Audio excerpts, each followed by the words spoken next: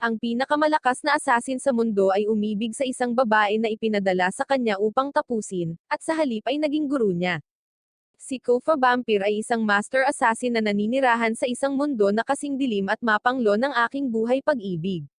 Bagamat ang karamihan sa mundo ay nababalot ng kadiliman at pinaninirahan ng mga halimaw na tinatawag na lintrops, ang huling tirahan ng tao ay isang higanteng Campbell stand-like na istruktura na naglalaman ng iba't ibang mga blok ng lungsod na nababalutan ng napatigas na panangga. Sa mundong ito, ang ilang bihirang tao ay may supernatural na kakayahan na tinatawag na mana, na nagbibigay sa kanila ng kapangyarihang lumaban sa mga lintrops sa pamamagitan ng pagsali sa iba't ibang guild. Ang bida, si Kofa Vampir, ay isang assassin ng guild na White Knight na hindi nag-aatubiling gawin ang pinakamaruming bagay. Sa isa sa kanyang mga misyon, siya ay tinambangan ng isa pang guild, at pinalibutan siya ng mga assassin ng kaaway. Inatake nila siya, ngunit si Kofa ay mas mabilis pa sa kidlat at hinaranggan ang lahat ng mga bala, na sinusundan ng pag-atake sa lahat ng mga assassin. Sa harap ng kanyang napakabilis na bilis at husay, ang mga kaaway ay walang pagkakataon na lumaban, ngunit ang kanilang pinuno ay nakaligtas sa mabangis na pagsalakay.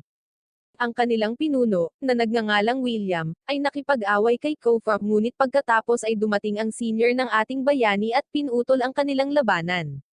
Inihagis ni William ang sofa kay Kofa at tumakbo palayo, at sinabi ng senior kay Kofa na huminto dahil hindi ito importante ang paghabol sa kanya. Nalaman nilang nasawi na ang kanilang target para sa misyong ito. Ang misyon na ito ay may kinalaman sa isang teenager na babae na nagngangalang Malida Angel, na kabilang sa pamilyang Angel, isa sa tatlong nangungunang maharlika na pamilya sa mundong ito. Kinuha ng kanyang lolo si Kofa upang malaman kung si Malida ba talaga ang kanyang biological na apo, or kung ang kanyang ina ay nakipagkita sa ibang lalaki. Dahil wala silang DNA test sa mundong ito, si Kofa ay dapat mag-interrogate sa target na pinaghihinalaang ang ibang lalaki. Ngunit ngayon, sinabi sa kanya ng kanyang senior na kailangan niyang pasukin ang buhay ng dalaga at alamin mismo ang pinagmulan nito. Sumakay si Kofa ng tren na magdadala sa kanya mula sa mas mababang city block patungo sa mas mataas. Bumaba siya ng tren kasabay ng isang babae at ginagamit ang kanyang maginoong aksyon, sa pamamagitan ng pagtulong sa kanya na buhatin ang kanyang mga gamit hanggang sa maghiwalay sila ng landas. Narating niya ang kanyang destinasyon, na isang marangyang paaralan para sa mga noble girls, at nakilala niya ang kanyang target doon, si Malida Angel. Masyado siyang nasasabik na makilala si Kofa, na papasok bilang kanyang pribadong tagapagturo. Ngunit nang mapansin siya ni Malida, nadapa siya, at nasalo siya ni Kofa, na nagkaroon ng pogi points. Ibinaba siya ni Kofa at binati, sinabing siya ang magiging personal na tutor niya sa susunod na 3 taon. Sa sandaling iyon, tumunog ang mga kampana ng akademya, at kailangang pumunta ni Malida sa kanyang klase. Ngunit hindi siya nasisiyahang malaman na sasamahan siya ni Kofa bilang kanyang assistant at bodyguard. Pumunta sila sa paaralan, na puno ng mga babae na may magagandang figure at may magagandang mukha. Ang mga babae ay nagsasanay ng kanilang mga kasanayan sa pakikipaglaban, at tinutuya ng isang bully na nagngangalang Nirvana si Malida, na nagsasabi na siya ay isang mahinang babae na walang mana at hindi na dapat pang kumuha ng isang tagapagturo. Natigilan si Malida nang marinig ito, at hiniling siya ni Nirvana na sumama sa kanya para sa pagsasanay. Sa pakikitungo ng dalawang babae sa isa't isa, pinagmamasdan sila ni Kofa at ipinaliwanag na ang mana ay ang kakayahan na nagbigay ng hindi pangkaraniwang mga talento at supernatural na kakayahan sa ilang mga bihirang tao, na binigyan ng titulo ng mga maharlika. Ang mga kakayahan na ito sa pangkalahatan ay natutunan kapag 7 taong gulang na, ngunit si Malida ay 13 taong gulang na, ngunit walang mana sa kabila ng pagiging anak ng isa sa 3 nangungunang maharlika. Humanga si Kofa sa paraan ng pagharap ni Malida kay Nirvana sa kanyang pangkalahatang mga diskarte sa paghawak ng espada, ngunit wala siyang mana at sa gayo ay madaling inatake lang ni Nirvana. Kinukot siya ni Nirvana si Malida matapos siyang talunin at ikinumpara siya sa kanyang pinsan na si Elisa Angel, na mula sa isang pamilya ng sangay ngunit na-awaken niya ang kanyang kapangyarihan na tulad ng isang paladin at nagkaroon ng tutor mula sa pinakakilalang guild ang Crest Legion. Nasaktan si Malida nang marinig ito at tumakbo palayo kasama ang kanyang pinsan na si Elisa na humahabol sa kanya. Sa gabi, isinulat ni Kofa ang kanyang ulat na nagsasaad na si Malida ay hindi biyolohikal na anak ng pamilyang Angel, at sa puntong ito, magsisimula ang kanyang nakatagong misyon. Ngayon ay kailangan niyang tapusin ang babae at ang mga utos ng kanyang lolo, kahit na hindi ito magandang gawin ngayon. Sa lalong madaling panahon, hindi nahahayaan ni Kofan na magduse pa ang dalaga sa kahihiyan dahil naantig siya sa kanyang pagsusumikap at gustong magpakita sa kanya ng kaunting awa. Gayunpaman, kapag pumunta siya sa kanyang silid upang gawin ang gawain, wala siya roon. Hinanap siya ni Kofa sa buong lungsod at natagpuan siya sa isang parke na nakikipaglaban sa 3 lintrops na may suot na pang-Halloween. Napagtanto ni Kofa na ang mga halimaw ay dinala dito ng lolo ni Malida, na madalas na sinubukang pasiglahin ang kanyang mana sa pamamagitan ng panganib sa totoong buhay, ngunit malinaw na hindi ito gumagana. Buong lakas na nilabanan ni Malida ang mga kalaban, ngunit naputol ang kanyang espada, at pinahirapan siya ng mga halimaw sa pamamagitan ng pagsalakay sa kanya. Nagtataka si Kofa kung bakit hindi siya sumisigaw para humingi ng tulong, at nagsalita lang si Malide nang subukan ng mga halimaw na gupitan ang kanyang buhok, na nagpapaalala sa kanyang ina na tinatrato ng masama ng kanyang pamilya, kaya umalis siya sa kanilang pamilya. Gusto ni Malide na kilalanin bilang anak ng pamilyang Angel, at kung tatawag siya ng tulong, walang kikilala sa kanya. Medyo naawa si Kofa sa kalagayan ni Malida, at hindi na ito matitiis ni Kofa. Bigla niyang inatake at sinunog ang isa sa mga halimaw sa pamamagitan lamang ng pagtingin dito. Pagkatapos ay sinusugod niya ang isa pang clown monster at tinapos ito sa parehong paraan, habang ang isa ay tumakas. Ginagamit ni Kofa ang kanyang espesyal na galaw, ang Phantom Blade, para tapusin ito. Inialok niya ang kanyang kamay kay Malide, ngunit labis pa rin itong nagmamatigas para sa isang taong pinahirapan ng isang grupo ng mga payaso, at bumangon ng mag-isa. Biglang sumama ang pakiramdam ni Kofa para sa babae na laging nag-iisa, at gusto niyang manalo ito laban sa mundo. Habang umiiyak ang babae, sinabi ni Kofa sa kanya ang tungkol sa isang mapanganib na paraan na maaring gumising sa kanyang mana, ngunit kung mabaygo ito, masasawi siya. Tinanggap ni Malida ang pagkakataon ng walang pag-aalinlangan. Si Kofa ay umiinom ng potion at ipinainom ito sa kanyang bibig, at nakaramdam ng kakaiba si Malida. Na-overwhelm si Malide sa sensasyon at pakiramdam niya ay nalulunod siya habang hinihiwa-hiwalay ang kanyang katawan, ngunit pagkatapos ay nakakita siya ng liwanag sa ibabaw at inabot ito. Sa pamamagitan nito, matagumpay niyang natamo ang kanyang mana at ipinakita ang kanyang Super Saiyan na anyo sa kanyang mga kasambahay kalaunan.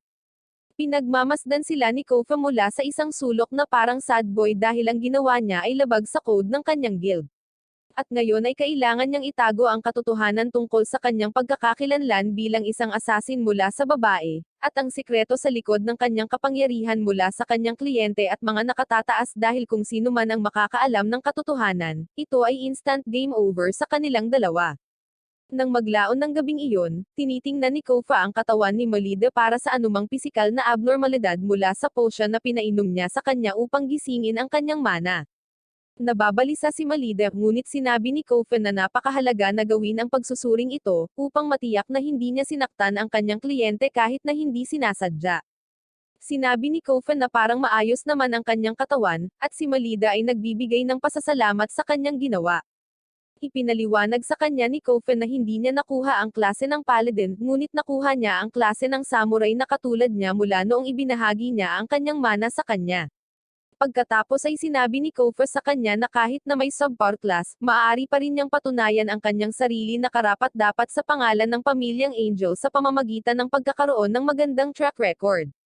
Walang problema sa kanyang katawan, at masaya si Malide na maaari na siyang maging katulad ng iba. Gayunpaman, pinagbawalan siya ni Kofa na gamitin ang mana bukod sa kanyang pagsasanay sa loob ng 1 linggo, at si Malide ay medyo nadismaya nang marinig ito. Sa 1 linggo, isang rangkang tournament ang magaganap sa akademya, at lahat ay nasasabik tungkol dito. Ang mga kasama ni Nirvana ay nagsabi sa kanya na siya ang mananalo mula sa kanilang klase, at sinamantala niya ang pagkakataong ito para asarin si Malide. Tinatawag niya si Malide na isang kunwaring kaibigan at ninakaw ang kanyang libro, at ang kawawang si Malide ay wala man lang masabi sa kanya. Nasa labas si Kofa, at naririnig niya ang lahat ng mga babae na tinutuya si Malida at masama ang pakiramdam para sa kanya. Nang maglaon, nagreklamo si Malide na kinukutya parent siya kahit na na-awaken na ang kanyang kapangyarihan, at sumagot si Kofa na hindi pa rin perpekto ang kanyang kapangyarihan, kaya kailangan niyang patuloy na magtrabaho ng tahimik upang gawin ang kanyang malaking debo sa paligsahan. Bigla napansin ni Kofen na may umaaligid sa kanila, at tinawag sila para malaman na ang mga stalker ay ang pinsan ni Malida na si Elisa at ang may pink na buhok na babaeng nakilala ni Kofen sa tren. Ipinakilala ng babae ang kanyang sarili bilang si Rose, ang pribadong tutor ni Elisa. Nagulat si Malida nang marinig ang pangalang iyon dahil kilalang celebrity si Rose na nagmula sa isang commoner background, ngunit sumali siya sa Crest Legend Guild at nabigyan ng titulo ng Maharlika. Nahihiya si Rose na marinig ang lahat ng papuri na ito at hiniling kay Kofen na tawagin siya sa kanyang pangalan, na sinasabi na dapat silang lumabas para uminom minsan. Gayunpaman, si Kofen ay hindi isitaget at hinampes ang kanyang kamay, na sinasabing wala siyang panahon para sa isang hamak na babae tulad niya na magiging masamang impluensya sa kanyang tinuturuan. Galit na galit si Rose, at tinukso si Kofen na tatalunan ng kanyang estudyante ang kanyang estudyante sa tournament bago umalis. Makalipas ang isang linggo, dumating ang araw ng paligsahan, at si Malida ay kinakabahan at gustong tumakbo habang sinusubukan ni Kofen na itaas ang kanyang moral. Biglang may dumaan na karwahe sa kanila, at napansin ni Malida ang kanyang ama na nasa loob nito, ngunit hindi siya makapaglakas loob na lapitan ito. Lumalala ang kalagayan ni Malida sa bawat lumilipas na sandali, at pagkatapos ay dumating si Nirvana at ang iba pa niyang barkada para asarin si Malida, na nagsasabing malas ang partidong pumili sa kanya tulad ng kanyang pamilya. Nang makitang nagambala ang mental health ni Malida, nakialam si Kofa at magalang na sinabi kay Nirvana na magsisimulang mamula ang kanyang mga ilong kung magsasalita pa ito ng kaunti at sinabi sa kanya na tumahimik. Nainis si Nirvana at sinimulan siyang insultuhin, tinawag siyang walang kwentang guro ng isang estudyanteng tulad ni Malida. Nagpagalit ito kay Malida, na hinampes ang kamay ni Nirvana at sinabihan siyang huwag banggitin ang pangalan ng kanyang guro sa kanyang bibig habang nanunumpa na tatalunan siya sa paligsahan. Magsisimula na ang paligsahan, at ang dalawang nangungunang lalaki ng pamilyang Angel, ang ama ni Malida na si Falgo at ang lolo niya na si Moreno, ay umupo na sa kanilang mga upuan. Tumingin si Falgo kay Kofa, na nakakaalam na ito ang sandali na susuriin ang kanyang pagganap bilang isang guro. Samantala, sa arena, sinabihan siya ng mga kasamahan ni Malida na ipaubaya sa kanila ang lahat, ngunit hiniling niya sa kanila na hayaan din siyang lumaban. Pagkalipas ng ilang sandali, inanunsyo ng punong guro ng paaralan ang pagsisimula ng labanan, at ang mga babae mula sa magkabilang koponan ay gumagamit ng mana at sumugod sa isa't isa. Huminga ng malalim si Malida at sumugod kay Nirvana nang hindi ina-activate ang mana niya. Sinugod din siya ni Nirvana, umaasang mapapawi at mapahiya siya sa harap ng lahat. Ina-activate niya ang kanyang mana habang tumatalon siya para sa isang pag-atake, ngunit ina-activate ni Malida ang kanyang mana sa huling sandali at nag-counterattack, na nagpatambo sa kanya. Hindi makapaniwala si Nirvana, at gayon din ang iba dahil hindi nila akalain na magagamit ni Malida ang kanyang mana. Galit na galit si Nirvana at ipinahayag na walang magbabago kahit na magamit ni Malida ang mana niya ngayon. Hinatake niya siya, at nagkunwari si Malida sa isang pag-atake ng espada ngunit gumamit siya ng isang sipa. Lalong naging walang ingat si Nirvana, at ginamit ni Malida ang pagkakataong ito para bulagin siya ng buhangin at pagkatapos ay pinagbagsak siya sa isang pader. Inalis ni Nirvana ang kanyang limiter upang gamitin ang kanyang buong lakas, at tumalon siya para ihatid ang kanyang panghuling pag-atake kay Malida. Bumaba siya tulad ng isang meteorite at sinira ang arena sa kanyang malakas na pag-atake. Habang naaalis ang alikabok mula sa pag-atake, si Malida ay natagpo ang tahimik na nakaupo, at naniniwala si Nirvana na siya ang nanalo. Nilapitan niya ito at sinabing iiwasan niya ang higit na kahihiyan kung susuko siya ngayon dahil magkaibigan sila. Nang walang sagot si Malida, naghanda si Nirvana para tapusin siya.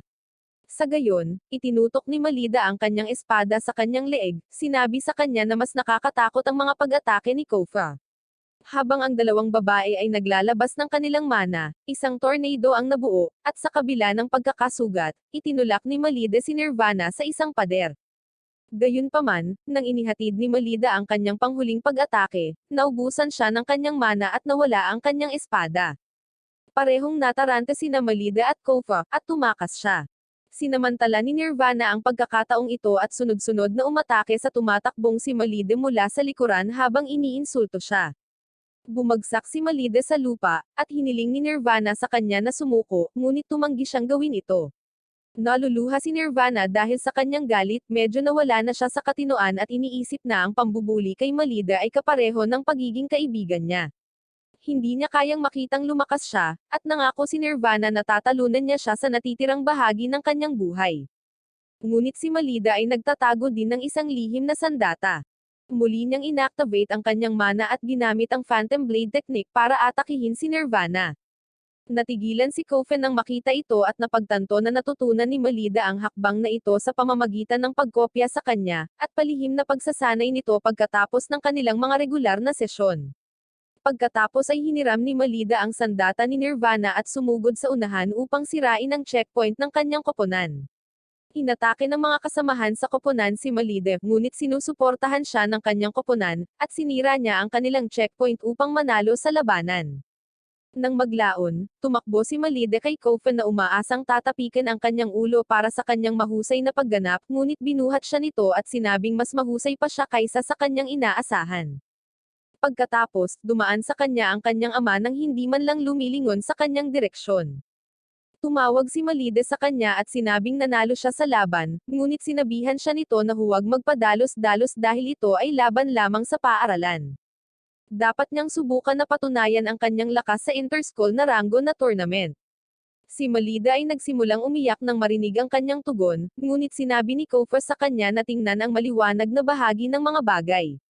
Nagkaroon siya ng lakas ng loob na makipag-usap sa kanyang ama, at kahit na hindi ito maayos na nakipag-usap, binigyan siya nito ng tugon. Sinabi ni Kofa na ito ay isang malaking hakbang pasulong, at naniniwala si Malida sa kanya. Maya-maya lang, tumakbo si Nirvana sa kanila, at habang natatakot si Malida, nandoon lang si Nirvana para ibalik ang kanyang libro. Tila, ang puso ni Nirvana ay mas mabilis na nagbago kaysa sa pagpalit ko ng mga tab sa computer nang pumasok ang aking mga magulang sa aking silid, at siya ay humihingi ng tawad kay Malida ng maayos bago umalis. Di nagtagal, si Malida at ang kanyang grupo ay nagkaroon ng kanilang pangalawang laban, at sa pagkakataong ito ang kanilang kalaban ay si Elisa, na nag-iisang hinarap sila gamit ang kanyang Paladin class na nagpapamangha sa lahat. Pagkalipas ng ilang araw, ipinakita ni Malida ang kanyang damit para sa isang karnabal kay Kofa, na nagbigay ng medyo malinaw na reaksyon, na sinasabing hindi niya gusto ang mga pagdiriwang dahil lumaki siya sa lupain ng walang hanggang kadiliman kung saan wala silang mga kapistahan. Masama ang loob ni Malida para sa kanya at hiniling niya na sumayaw siya sa kanya sa paligid ng apoy sa unang araw ng pagdiriwang. Sumagot si Kofen na mayroon siyang ibang misyon sa araw na iyon, at nangakong babalik siya sa huling araw ng pagdiriwang. Malapit na ang pagdiriwang, at lahat ng mga babae ay nakauniporme na, ngunit naaakit ni Elisa ang atensyon ng lahat dahil ang kanyang kasambahay ay nag-order ng isang espesyal na uniporme para sa kanya, upang ipakita ang katayuan sa buhay. Habang ang ilang mga tao ay humahanga sa napakarilag niyang hitsura, ang iba naman ay nagsasabi na siya ay masyadong entitled, at hindi man lang makapagsuot ng uniporme ng paaralan tulad ng mga normal na estudyante. Sumama ang pakiramdam ni Elisa at tumakbo palayo, kaya hinabol siya ni Malida at nadatnan siyang umiiyak sa fountain dahil gusto rin niyang magsuot ng damit ng mga kaibigan niya, ngunit hindi siya pinayagan ng kanyang kasambahay. Sinubukan siyang eye comfort ni Malida nang biglang nag-off ang mga ilaw, at pinalibutan sila ng ilang nakahod na lalaki sa pangunguna ni William. Kinuha sila ni William, at nagising si Malida sa isang kakaibang lugar. Sinubukan niyang i-activate ang kanyang mana, ngunit nalaman niyang tinatakpan ng kakaibang mga benda sa kanyang palso ang kanyang kapangyarihan. Pagkatapos ay bumaling siya kay William, na naramdaman na siya ay isang Lintrops, at tinanong siya kung bakit siya nasa lugar ng tao. Nagsisimula si William sa pagbabahagi ng kanyang personal na impormasyon sa kanya. Ipinahayag niya na siya ay isang artificial na lintrop na nilikha sa pamamagitan ng genetic modification at nagtatrabaho para sa isang organisasyon na tinatawag na Grimold bukod sa iba pang mga bagay na walang kabuluhan.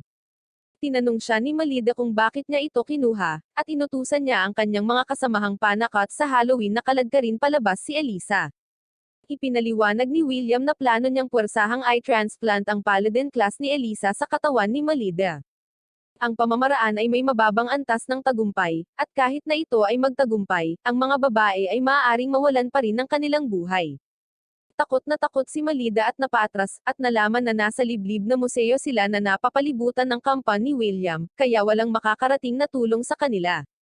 Sa sandaling iyon, nagising si Elisa at nagsimulang sumigaw nang makita ang mga halimaw, dahil mayroon siyang phobia sa mga clown at natatakot mula pa noong mga bata pa sila. Madalas siyang inaaliw ni Malide sa tuwing siya ay natatakot at napagtanto na kailangan niyang protektahan muli ang kanyang nakababatang kapatid na babae. Ngayon ay binali ni Malida ang isang binti ng dino skeleton gamit ang isang martilyo upang mahulog ito sa mga halimaw, na nagbibigay sa kanya ng pagkakataong tumakas kasama si Elisa. Nahanap nila ang blueprint ng gusali, at nagpasya si Malide na gamitin ang emergency exit habang patuloy niyang pinapalakas ang moral ni Elisa. Dahil hindi nila magagamit ang kanilang mana at wala silang divine attribute na armas para harapin ang mga halimaw, kailangang mag-isip si Malide ng ibang paraan para makatakas. Naalala niya na ang damit ni Elisa ay gawa sa banal na likas na materyal, at pinunit ito upang lumikha ng isang torch na plano niyang apuyan gamit ang flintstone sa korona. Bago pa siya makagawa ng anuman, nahuli sila ng mga halimaw at inatake siya. Nahuli si Elisa, at upang iligtas siya, binasag ni Malida ang korona sa sahig, na lumikha ng apoy mula sa korona at sinilaban ang torch gamit ang kanyang pansamantalang divine na sandata. Tinatakot niya ang mga lintrops at sinunog ang isa sa kanila sa pamamagitan ng pagpapalalim nito sa torch, habang inatake ang eyeball ng isa. Matapos palayain si Elisa, tumakbo sila sa emergency exit ngunit naroon na si William. Inatake siya ni Malide ngunit dinepensahan ito ni William at sinalo ang torch gamit ang kanyang mga kamay, at pinawalang bisa ang apoy. Pagkatapos ay sinipa niya si Malide at inatake si Elisa habang sinusubukan nitong tumulong. Sinusubukan pa rin ni Malide na lumikha ng apoy habang papalapit sa kanya si William. Sasaktan na niya ito nang titigan siya ni Malide at Elisa, at ang kanilang pinagsamang kapangyarihan ay nagpapadala ng panginginig sa kanyang mga gulugod. Itinuring niya ang mga ito na isang malaking potensyal na banta at nagpasya na tapusin ang mga ito kaagad. Tatapusin na niya si Malide, ngunit sa sandaling iyon, bumukas ang pinto, at sinaklolohan sila ni Kofa at Rose. Tinakpan nila ang mga babae at pagkatapos ay sumugod, inaatake ang mga kaaway. Tinapos sila ni Kofa gamit ang kanyang espada, habang si Rose ay gumagawa ng ilang acrobatic na parang nasa Pilipinas Got Talent bago umusbong ang mga pakpak na gawa sa mana, at talunin ang lahat ng mga kaaway. Sa oras na iyon, nakipag-usap na si Kofa sa iba pang mga kaaway, at hiniling niya kay Rose na bantayan ang mga babae habang hinahabol niya ang pangunahing salarin. Nahanap ni Kofa si William, na nagsasabing dahil nabigo si Kofa sa trabaho na tapusin si Malida, ibinigay ito sa kanyang guild. Napagtanto ni Kofa na ito ay pakana ng lolo ni Malida. Pagkatapos ay inilabas ni William ang isang bagay na tulad ng isang puso mula sa isang lalagyan, at tinuturukan ito ng isang pure mana potion. Ang maliit na globo ay nagiging isang higanteng dinosaur na may lilang apoy na nakapalibot sa katawan nito, at nakakatakot na aura.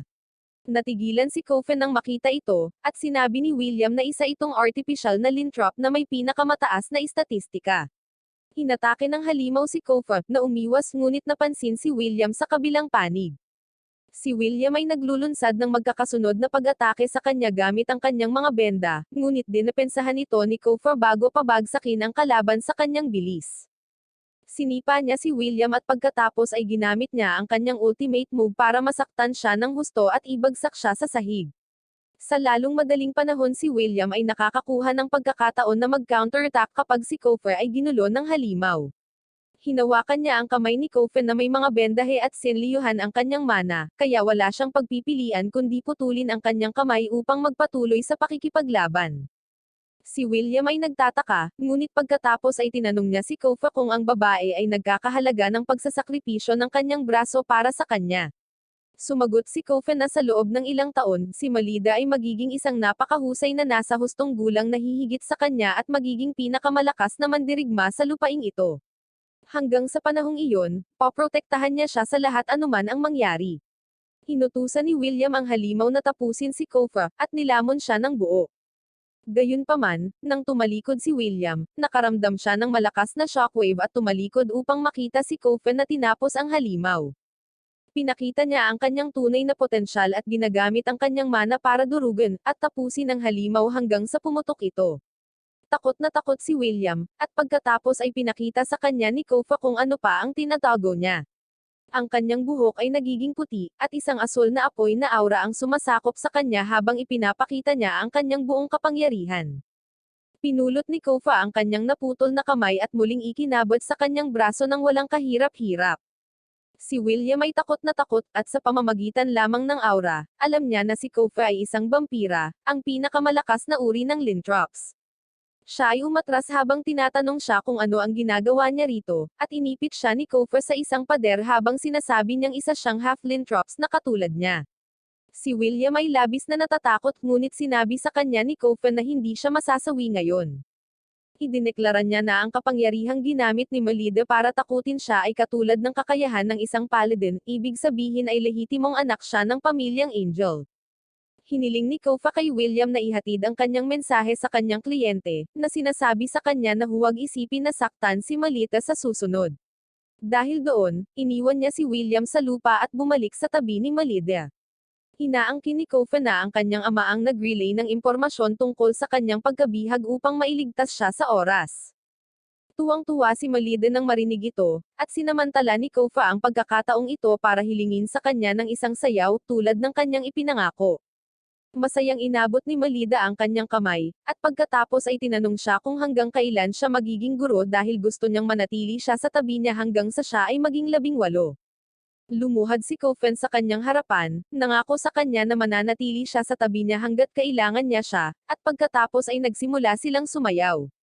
Sa kalaunan nagpatuloy ang mga klase, at si Elisa ay kumapit kay Melida habang sila ay muling nagkasama. Ang kanilang mga tagapagturo ay nasa likuran nila, at si Rose ay nakakapit din kay Kofa, na hindi interesado sa kanya at nagkibit-balikat sa kanya. Sinabi ni Kofa sa kanya na magkaribal dapat sila at hindi matutuwa ang kanilang mga kliyente na makita silang ganito, lalo na ang katulong ni Elisa, na parang sumpa na sumusunod sa kanila. Papunta silang lahat sa Glass Castle kung saan gaganapin ang isang inter-school competition. Habang ang lahat ay nagtitipon sa pagtitipon, hiniling ni Melida na tanggapin siya ni Elisa sa kanyang koponan, ngunit nag-alinlangan si Elisa, at sa oras na makaisip siya ng sagot, nagsimula ang pagpupulong. Idineklara ng punong guro ang simula ng Luna Selection Tournament, kung saan ang nangungunang dalawang mag-aaral mula sa dalawang sister school ay maglalaban-laban para sa titulong Luna, ang Moon Maiden.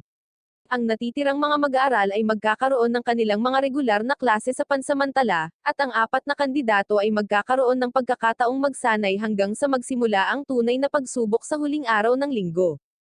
Hindi nagtagal, dumating ang mga babae mula sa isang eskwelahan, at pagkatapos magpakilala ng kanilang mga kandidato, tinanggal ng mga punong guro ang tela mula sa salamin na monumento upang ipakita ang mga pangalan ng kanilang mga kandidato. Laking gulat ng lahat nang makitang sina Melida at Elisa ang pinangalanan bilang dalawang kandidato, ngunit ipinapahayag pa rin ng principal ang kanilang mga pangalan. Nadaig ng mga babae ang kanilang pagkabigla habang sila ay nakatayo sa harap ng mga mag-aaral, at hiniling ng punong guro na pumili ng kanilang mga koponan para sa paligsahan. Tinitingnan ni Melida ang hindi magiliw na mga mukha sa kanyang harapan at nawawalan ng pag-asa, ngunit nagboluntaryo si Nirvana na sumali sa kanyang koponan kasama si Cristel, isang third-year na estudyante na dapat na maging tunay na kandidato. Pagkatapos mapili ng lahat ang kanilang koponan, inanunsyo ng punong guro ang simula ng paligsahan at ihihiwalay ang campus mula sa panlabas na mundo gamit ang isang hadlang. Nang maglaon, ang lahat ay nagchichismis na si Melida ay maaaring gumamit ng ilang panlilinlang upang malagay ang kanyang pangalan sa monumento, at si Melida ay umiiyak habang ipinapaliwanag niya kay Kofa na siya ay inosente. Niyakap at kino-comfort niya ito, nangako na kahit hindi panig sa kanya ang mundo, paniniwalaan niya ito. Hindi nagtagal, nagsimulang magsanay si Melida at ang kanyang mga kasamahan sa koponan sa ilalim ng patnubay ni Kofa, at habang nagpapahinga siya, naisip ni Melida kung paano mas malakas si Elisa kaysa sa kanya. Sa sandaling iyon, isang babae mula sa School B ang dumating upang batiin siya, at sinabi na marami siyang narinig tungkol sa dalawang magkapatid na Angel. Siya ang nagudyok kay Melida na talunin si Elisa para mapatunayang karapat-dapat siya sa punong sangay ng pamilyang Angel. Sa pamamagitan nito, nawala siya sa hangin, at dumating si Kofa pagkatapos noon. Si Kofa ay kainahinala tungkol sa isang pagsasabuatan at natagpuan ang kasambahay ni Elisa na naglalakad sa paligid ng campus sa gabi. Kinabahan siya nang matagpuan siya ni Kofa at umaktong parang naglalabas ng tipak ng stained glass mula sa kanyang damit. Nagpanik ang kasambahay, nag-iingat daw siya para walang bakas. Sinabi ni Kofen na siya ay nabuking, at tinawag si Malida at ang iba pa upang ipaalam sa kanila na inilagay ng babae ang kanilang mga pangalan sa glass monument. Nahihiya ang kasambahay at idineklara niya na ginawa niya iyon para lang paglabanan ang Angel Girls sa isa't isa para matalo ni Elisa si Malida at mapatunayang mas magaling siya sa kanya. Nanindigan si Malida para sa kanyang sarili at sinabi ang mga tungkol sa mga bond at damdamin, bago ipinangako sa babae na patunayan niya na hindi siya mas mababa kay Elisa sa paligsahan. Nang maglaon, sa pag-alis ni Kofa sa silid ni Malida matapos siyang ilagay sa kama. Napansin ni Kofa na may nahulog sa likuran niya at lumingon siya upang makita ang isang itim na letrang origami, na nangangahulugang ito ay isang liham mula sa kanyang Guild White Knight. Bumisita si Kofa sa kagubatan at nakilala ang isa pang miyembro ng powerhouse ng guild, si Moded, na nagsasalita lamang gamit ang mga burner letter. Sinabi niya kay Kofa na naramdaman ng kanyang amo na ang kanyang ulat noong huling pagkakataon ay hindi kumpleto, at gusto niyang malaman kung ano ang kanyang itinatago tungkol kay Malida. Nagbanta si Moded na tatapusin si Malida kung may mahanap siya, at inatake siya ni Kofa habang sinasabing hindi niya hahayaang may mangyari sa kanyang estudyante. Patuloy siyang umaatake kay Mada, na madaling umiwas sa kanyang mga pag-atake at pagkatapos ay bumunot ng kanyang espada, habang sinasabi nito sa kanya na ito ay pagkakanulo at siya ang mauna na tatapusin niya. Sumagot si Kofa na pinaglilangkuran niya si Malida ngayon, at paprotektahan niya ito mula sa lahat. Pareho silang naglalabas ng kanilang mana at umaatake sa isa't isa, at si Mada ay nagumagamit ng istilong mga paninira para makagambala kay Kofa. Gayunpaman, nagulat siya sa pag-atake sa kanya ni Rose. Pumunta siya rito nang marinig ang ingay ng labanan, natagpuan niya si Kofen na nakikipaglaban sa isang kaina-hinalang estranghero, at nagpas siyang tulungan siya. Inihagis niya ang kanyang armas kay Mada, na hamarang sa mga ito, at pagkatapos ay inatake siya ng isang armas. Ang layunin ni Mada ay mas masahol pa kaysa sa isang stormtrooper, at hindi niya sila nataman, ngunit pagkatapos ay naglabas ng pangatlong sandata. Nagulat si Rose sa dami ng bagay na maaari niyang ilabas sa kanyang katawan, ngunit pagkatapos ay idineklara ni Mada na tatapusin niya ang mga ito. Pagkatapos, dumarating ang isang pulutong kasunod ng ingay ng kaguluhan. Dahil si Mada ay may malubhang kondisyon na tinatawag na pagiging isang introvert, siya ay naglaho bago matagpuan ngunit pagkatapos lamang nabalaan si Kofa na siya ay palaging nasa likuran niya tulad ng isang anino. Tinanong siya ni Rose kung sino ang babae, at sumagot si Kofa na siya ang pinakamalakas na assassin na maaaring gayahin ang mga kakayahan ng lahat ng 7 pangunahing klase ng mana. Sa kabilang banda, binisita ni Elisa si Malida at sinabi sa kanya na plano niyang matalo siya ng kusa para kilalanin siya ng lahat. Wala siyang pakialam kung ano ang mangyayari, ngunit gusto niyang manatili sa kanyang kapatid na hindi niya kapantay sa anumang paraan, at masakit ito para kay Malida. Samantala, ipinaalam ni Kofa at Rose sa punong guro ang tungkol kay Mada at hiniling sa kanya na suspindihin ang paligsahan. Sumagot siya na hindi sinuspinde ng nakakataas ang tournament kahit na may banta ng kalaban, kaya wala siyang magagawa dito. Kinabukasan, nakita ni Rose si Elisa na kumakain ng almusal mag-isa at tinanong si Elisa kung may nangyari sa pagitan nila ni Malida. Walang sinabi si Elisa, ngunit sinabi ng kasambahay kung gaano kababa si Malida kay Elisa. Gayunpaman, si Malida ay may ilang iba pang mga kaibigan tulad ni Nirvana na nakaupo sa tabi niya, na sinasabing ito ay dahil lamang sa walang laman ang upuan. Sumama rin sa kanila si Cristel, at tinutukso niya ang mga babae at ginagawang masaya ang mga kalooban nito. Lumipas ang mga araw na nag-aaral, nagsasanay, at nagbubanding ang mga babae sa isa't isa. Noong gabi bago ang paglilitis, pumasok si Kofa sa silid ni Malida na may dalang gatas upang bigyan siya ng lakas, at sinabi ni Malida na napakasarap ng tinimpla niyang gatas. Pagkatapos ay tinanong siya ni Kofa kung may nangyari sa pagitan nila ni Elisa, at sinabi ni Malida sa kanya ang katotohanan tungkol sa kung paano gustong magpatalo ng kanyang kapatid na babae ng kusa. Ipinaliwanag niya na mula pa noong mga bata sila, si Elisa ay malapit sa kanya at palaging tumitingala sa kanya. Ngunit ngayon, natatakot si Malida na hindi siya ang tamang modelo para sa kanya. Sinabihan siya ni Kofa na itigil ang pag-iisip tungkol dito, at pinayuhan siya na pag-usapan ang kanyang nararamdaman kay Elisa sa susunod na pagkikita nila. Sa susunod na araw, magsisimula na ang paglilitis, at ipinaliwanag ng punong guro na ito ay magiging battle royale sa pagitan ng 4 na kandidato at ng kanilang mga koponan. Kailangan nilang nakawin ang mga pin ng kanilang mga kalaban para manalo. Ang mapa para sa labanan ay ang buong campus, at ang mga manunood ay binigyan ng mahiwagang binocular upang makita ang laban mula sa kahit saan. Ang lahat ng apat na koponan ay pumupwesto, ngunit si Kofa ay umalis, pagkatapos hilingin sa kanyang mag-aaral ang pinakamahusay na swerte dahil plano niyang harapin si Mada gamit ang pagkakataong ito.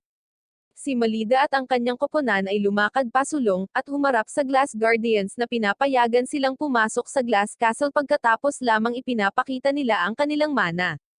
Pumasok sila sa assembly hall kung saan inatake sila ng isang sniper mula sa pangkat ni Elisa. Sinalakay sila ng isa sa mga kasamahan ni Elisa mula sa likuran, at hineranggan siya ni Nirvana. Lumapit din si Elisa, at sinabi ni Cristel at Nirvana kay Malida na labanan siya habang humaharap sila sa kanyang mga kasamahan sa koponan. Sinundan ni Malida si Elisa, at nakarating sila sa gitnang pasilyo kung saan nila isinaaktibo ang kanilang ginto at pilak na mga mana bago magharap sa isa't isa. Hiniling ni Malida kay Elisa na ihayag kung ano talaga ang nararamdaman niya tungkol sa kanya, at itinulak niya siya, na sinasabing si Malida ang mas mahina sa kanila. Sinabi ni Elisa na palagi niyang tinatakasan ang pakikipag-away sa kanya, dahil ayaw niyang malaman kung gaano kaina ang kanyang kapatid. Inatake niya si Malida, na umiwas, at pagkatapos ay ipinahayag ni Elisa na ayos lang siya sa pagiging pangalawa, dahil gusto niyang manatili sa ibaba ng kanyang kapatid na babae. Nakahinga si Malida nang marinig ito, at nang tatapusin na siya ni Elisa, hineranggan niya ang kanyang pag-atake at nangako na tatalunan siya ng lubusan sa larangan ng digmaan. Parehong naghahanda ang mga babae para sa kanilang panghuling pag-atake, at sinabi ni Elisa na hindi maaaring manalo si Malida sa kanya. Ngunit pagkatapos biglang, winasak ni Malida ang kanyang espada at sinabi sa kanya na ulitin ang sinabi niya. Nanginginig si Elisa, at ginawa siyang punching bag ni Malida at ibinagsak siya sa lupa, na sinasabing siya ang magiging mas malakas na kapatid na babae kahit anong mangyari. Nagsisimula siyang umiyak habang hinihiling niya kay Eli na umasa sa kanya, at ang dalawang babae ay nagkaroon ng emosyonal na pagsasaayos. Kaya lang dumating si Nirvana doon at nagkomento na nakakahiya kung may sisira sa kanilang magandang sandali. Sa kabilang banda, nahanap na ni Kofa ang babaeng bumisita kay Malida kanina. Hinala niya na siya ay si Mada na nakadisguise.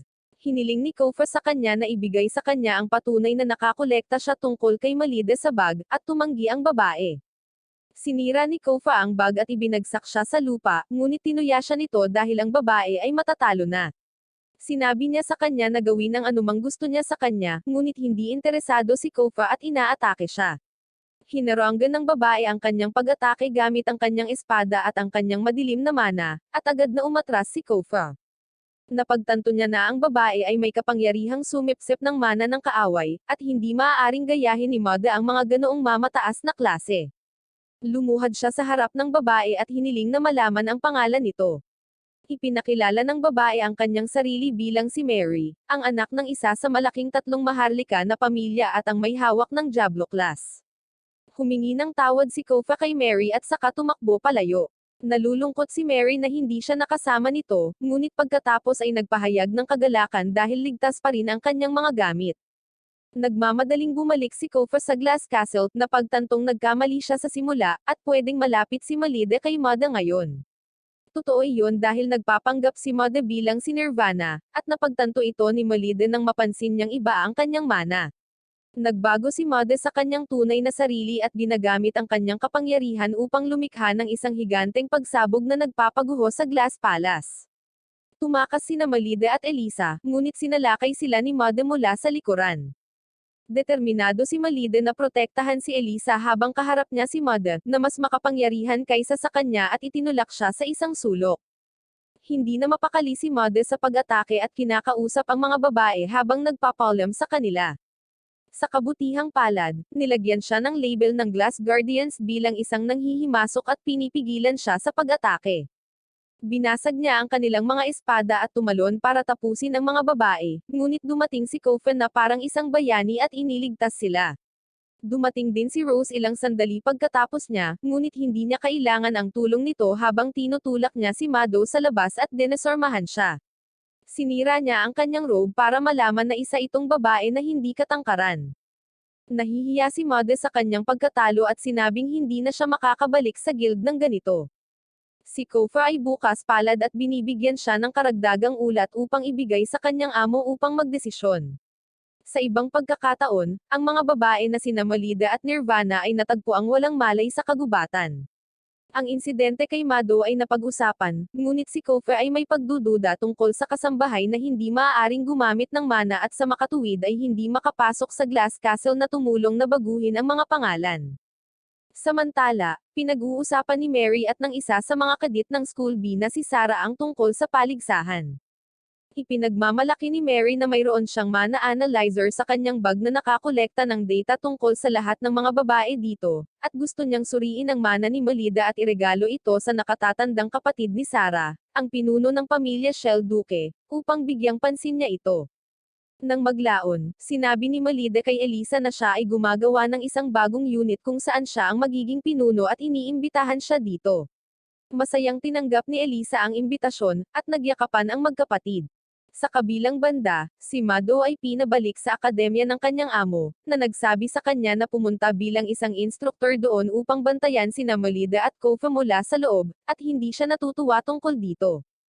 Isang araw, nagising si Malide mula sa kanyang pagtulog, at nakita niya ang kanyang guro na nakahawak sa kanyang kahoy na espada sa kanyang mukha.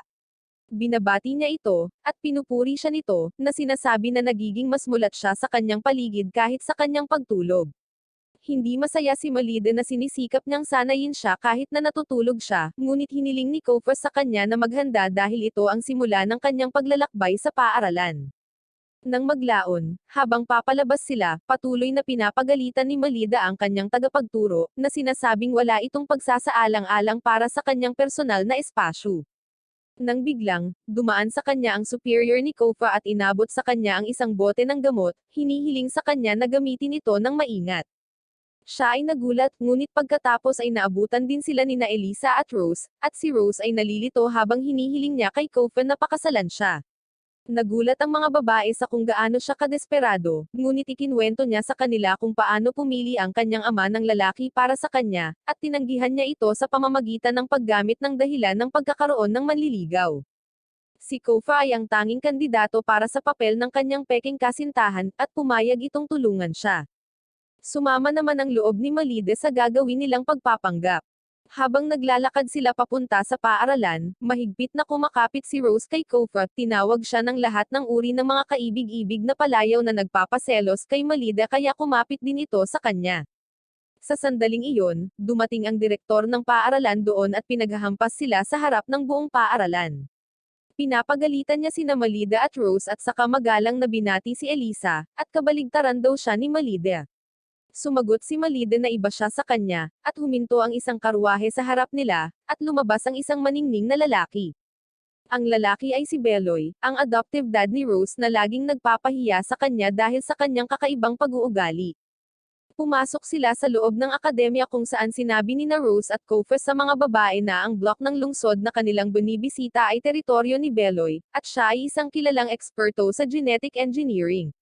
Pagkatapos ay bumaling si Beloy kay Rose at sinabi na sa paglalakbay na ito, plano niyang isagawa ang seremonya ng kasal nito, at sumagot si Rose na wala siyang planong pakasalan ang sinuman habang ipinakilala niya si Kofa bilang kanyang kasintahan.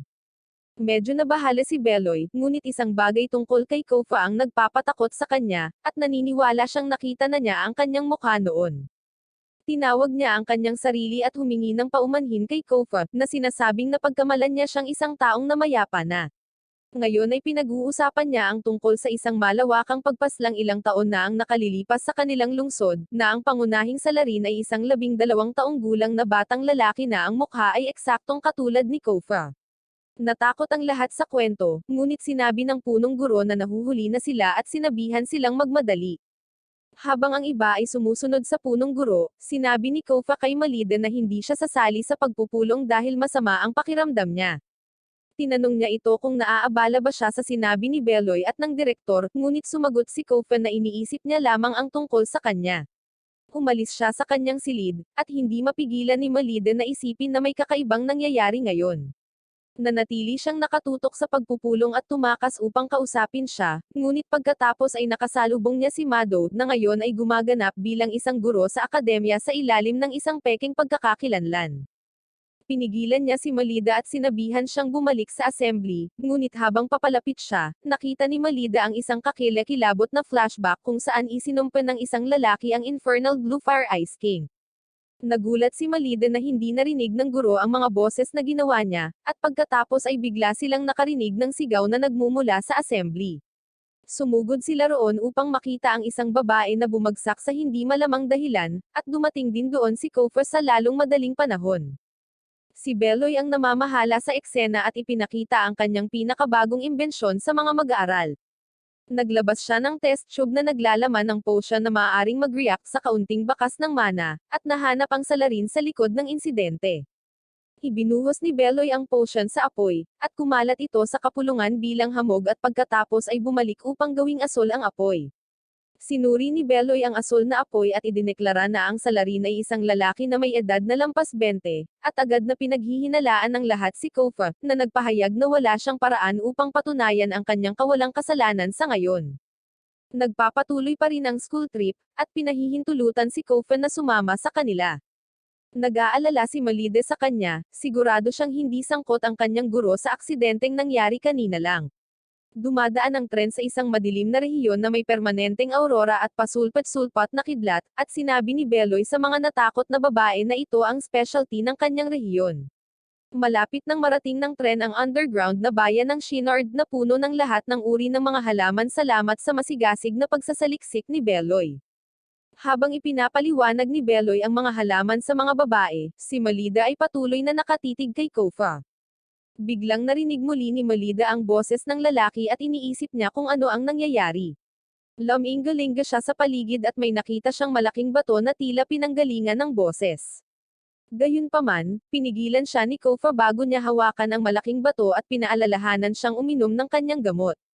Sinabihan din sila ni Beloy na bumalik sa akademya dahil nakatayo sila sa isang mystery spot na hindi akma sa anumang loika sa ngayon.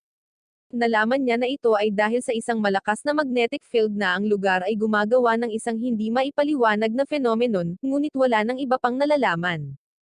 Pagkatapos, tumakbo ang isang lalaki kay Beloy at sinabi sa kanya na may nagkasakit muli sa Lance God.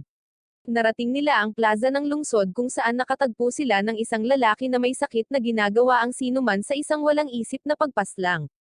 Ipinahayag ni Beloy na hindi maliligtas ang lalaki at inutusan ang mga sundalo na tapusin siya kaagad. Nagulat ang mga babae nang makita ang kanilang unang pagkasawi, at maging ang punong guro ay dumating upang pagsabihan si Beloy. Gayunpaman, idineklara niya na hindi pagpaslang kundi awa na pinayagan nilang umalis ang lalaki bago saktan ang sinuman dahil wala silang gamot para sa sakit. Nang maglaon, dinala ni Rose si Kofa sa isang simbahan kung saan tinanong niya ito kung bakit pumayag itong tulungan siya. Nataranta si Kofa ngunit pagkatapos ay isang grupo ng mga bata ang tumakbo kay Rose, at sinabi niya kay Kofa na nawalan ng mga magulang ang mga batang ito, at inampun sila ng kanyang ama tulad ng pag-ampon at pagpapalaki niya sa kanya. Pagkaraan ng ilang sandali, bumalik si Kofa sa tinutuluyan at nalaman niyang galit si Malide sa kanya. Inutusan niya itong magsuot ng medyas at magkomento na hindi man lang siya nito nakikita bilang isang babae, kaya maaari ring hilingin ni Malide sa kanya na tulungan siyang magbago. Wala si Kofa sa kanyang saloobin ngayon, at tinanong niya siya kung gusto niyang makipag-date sa kanya. Agad na nagbago ang ugali ni Malida, at kumapit siya sa kanya habang ginalugad nila ang mga lagusan ng lungsod. Sa kanilang pagde-date, dumarating sila sa isang tahimik na lokasyon na may kumikinang na lawa at kakaibang rock formation. Nasiyahan si Malide sa tanawin, at pagkatapos ay inakay siya ni Kofa upang ipakita sa kanya ang pinakamagandang bahagi ng kuweba na ito. Tumalon siya mula sa bangin kasama niya, at nakakagulat, nagsimula silang lumipad sa halip na bumaba. Sila ay umiikot at sumasayaw sa zero gravity, habang ipinapaliwanag ni Kofa na ang zero gravity field ay nilikha dahil sa malakas na magnetic forces sa lugar na ito. Biglang nag-alala si Malida at tinanong siya kung bakit ang dami niyang alam tungkol sa lugar na ito. Sumagot si Kofa na pumunta siya dito para sa isang misyon matagal na ang nakalipas. Bumalik sila sa lodge sa lalong madaling panahon, at pinagpahinga siya ni Kofa habang hinihiling niyang isama siya muli sa isang araw. Humihingi siya ng paumanhin sa pagiging selosa at demanding kanina, na sinasabing ayaw niyang may lumalapit sa kanya. Nakatulog si Malida habang nagsasalita, at hinahaplos ni Kofa ang kanyang mukha, sinabing siya ang unang nakakaramdam ng ganito sa kanya, kaya naman hindi niya alam kung ano ang dapat niyang gawin ngayon. Samantala, natagpuan ni Malida ang sarili sa isang madilim na lugar sa kanyang panaginip. Tinawag niya ang kanyang guro at pagkatapos ay narinig niya ang isang boses na humihiling sa kanya na bigyan siya ng dugo. Nagising si Malida, na pinagpapawisan, at iniisip kung tungkol saan ang panaginip, at kakaiba ang pakiramdam ng leeg niya. Sa sandaling iyon, pumunta si Elisa sa kanyang silid at sinabi sa kanya na may ibang inatake ng Blue Fang Group. Nagulat si Malida, at pagkatapos ay tumaas ng 10 ulit ang pakiramdam na iyon nang mapansin niyang wala si Kofa sa silid. Ang mga babae ay pumunta sa simbahan kung saan ito nangyari at natagpuan si Beloy na umiiyak sa mga bata sa kanyang ampunan. Inatake sila, at habang sinusuri sila ng punong guro, inaangkin niya na ang kanilang puwersa sa buhay ay sinipsip tulad ng sa estudyante na nahimatay kanina. Tinanong niya si Malida kung ano ang sasabihin ng kanyang tagapagturo tungkol dito, at sumagot siya na nawawala si Kofa mula pa noong umaga. Ngayon ay sigurado na si Beloy na si Kofa ang may kasalanan, at inutusan niya ang kanyang mga tauhan na hanapin siya at dalhin siya rito. Habang inaakay ng prinsipal ang mga babae pabalik, lumabas si Malida para hanapin ang kanyang tagapagturo ngunit nahuli siya ni Mada. Nahulaan niya na gusto ni Malida na hanapin si Kofa at pumanig sa kanya, ngunit sa tingin niya ito ay isang hindi makatwiran na ideya. Gayunpaman, ito rin ay adventurous sa parehong oras, at nagpasya siyang tulungan si Malida. Pumunta sila sa kanyang silid kung saan nagsimulang magpalit si Mada ng kanyang panlaban na damit. Habang sinasabi niya kay Malida na dapat nilang tingnan ang mga misteryong lugar, sinabi sa kanya ni Kofa ang tungkol sa dumaraming mga misteryosong lugar sa lungsod na ito sa mga nakaraang taon, at hiniling din niya na alagaan niya si Malida kung may mangyari sa kanya. Si Mada ay nagsuot ng uniforme ng paaralan upang hindi gaanong kapansin-pansin, ngunit pagkatapos ay isang guro ang dumating doon, at tinanong ang mga babae kung bakit hindi sila pumapasok sa kanilang klase. Nagpapanggap silang mag-partner na nag-e-enjoy sa ilang girl-on-girl talk sa pamamagitan ng pagliban sa klase, at naalala ng babae ang kabataan niya, kaya inabutan niya sila ng tsokolate. Pagkatapos nito, ang mga babae ay tumungo upang mangolekta ng impormasyon tungkol sa mga misteryong lugar, at ang prangka na diskarte ni Malida ay nakakakuha sa kanya ng impormasyon at isang candy. Sinabi ni Mada na ipapakita niya kung paano ito ginagawa, at inakay si Malida sa isang flower shop kung saan nagsimula siyang magtanong sa flower lady tungkol sa mga varieties na itinatanim nila dito. Nakipag-usap pa sila sa ginang, na isang tagahanga ni Beloy at nagsasalita tungkol sa kanyang papel sa pagtukoy sa mga misteryong lugar. Pagkatapos, nakuha na ni Mada ang lahat ng gusto niyang malaman tungkol sa mga misteryosong lugar, at tumungo sila sa kanilang unang destinasyon at ang pinaka-misteryoso sa mga misteryosong lugar na tinatawag na Crook House. Pumasok sila sa Crook House at walang nararamdamang kakaiba, kahit na pinagbawalan ni Beloy ang sino man na lumapit dito. Sinusuri ni Mada ang gusali at napagtanto na hindi ito bahagi ng anumang aksidente, ngunit itinayo na ito mula pa sa simula. Nakahanap siya ng isang lihim na pinto na humahantong sa kanila sa isang hagdanan sa ilalim ng lupa. Binabalaan ni Mada si Malida na anumang bagay ay maaaring mangyari sa ibaba, at sinabi sa kanya na dam-aikit lang sa kanya. Siya ay patuloy na nagsasalita tungkol sa kung paano ang lugar na ito ay tila idinisenyo upang hadlangan ang mga bisita, at ang ibig sabihin ay may nakatago dito na masama. Dumating sila sa isang piitan sa ilalim ng lupa, at pagkatapos tumingin sa mga laboratorio ng pananaliksik at walang laman na mga kulungan, nakita nila ang nakakatakot na tanawin ng mga walang buhay na tao na nakadina sa mga kulungan. Sinasabi ni Mada na kamukha nila ang mga mamamayan ng Shangar, at higit pa rito, sila ang mga nabigong produkto ng iligal na eksperimento sa naginagawa silang mga lintrops. Si Malida ay natakot, at pagkatapos ay itinuro ni Mada ang braso ng isa sa mga bangkay na nakasuot ng parehong accessory ng lalaking nakita nilang nasawi. Naniniwala siya na si Beloy ang kontrabida ng art na ito, na nagpapakalat ng pekeng balita tungkol sa mga misteryong lugar at mga sakit para makakuha siya ng mas maraming tao para sa kanyang eksperimento. Biglang nagsimulang marinig muli ni Malida ang boses ng isang lalaki sa kanyang ulo, na humihiling sa kanya na pumaslang ng mga tao at ipakita sa kanya ang ilang dugo. Nagkaroon si Malida ng mini-migraine at pagkatapos ay natatakot na may masawi ng iba. Tumatakbo siya palabas, iniisip kung paano niya malalaman kung saan magaganap ang aksidente. Pumunta siya sa lugar ng aksidente kung saan sinasabi ng mga tao na may nasawi na estudyante.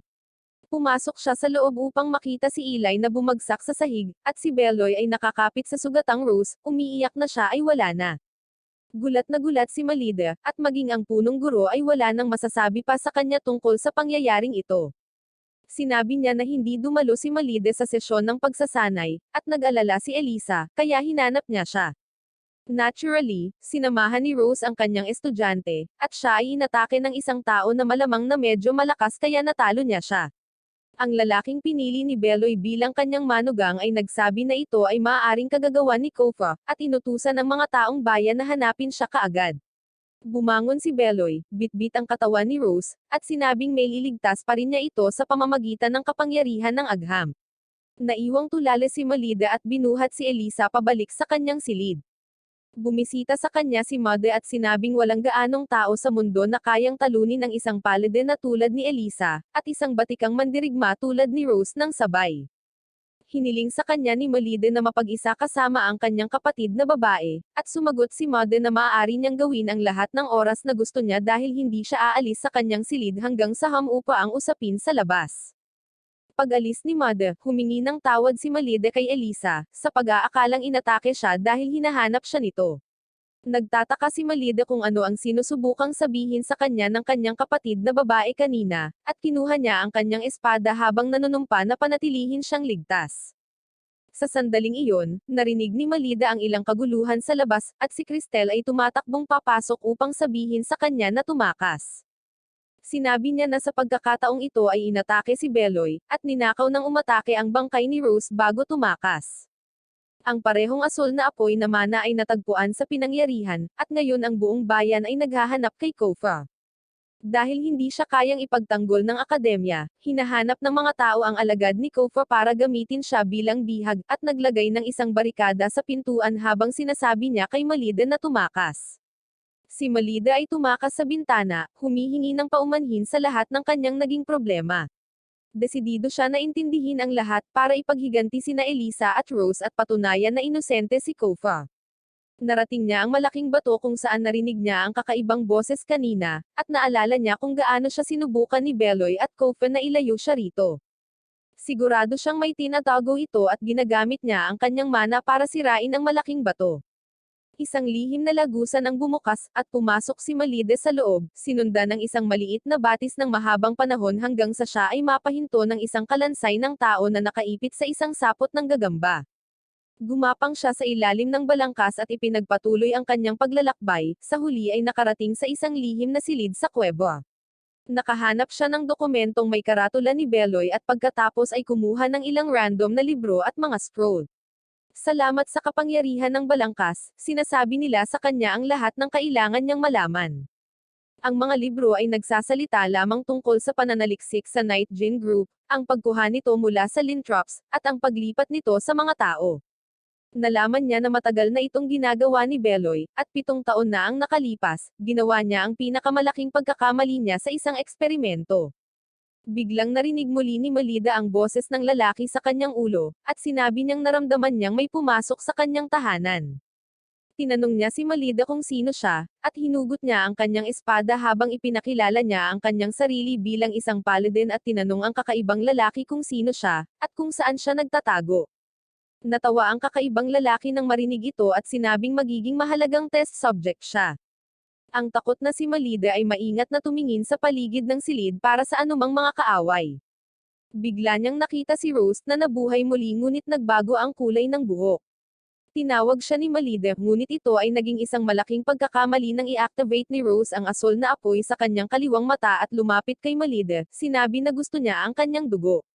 Siya ay kumikilos tulad ng isang vampira na uhaw sa dugo habang siya ay naglalakad patungo kay Malida, na tumitingin sa blue flame mana at tinanong si Rose kung siya ang may kasalanan sa likod ng lahat ng ito. Naihampas si Malida sa isang mesa at nadapa, na nagbibigay kay Rose ng pagkakataong umatake sa kanya. Sinusundan din ni Rose ang boses ng kakaibang lalaki, na nagsasabi sa kanya na kunin ang dugo ni Malida. Nang aatake na si Rose kay Malida, dumating si Kofa nang wala saan at iniligtas siya.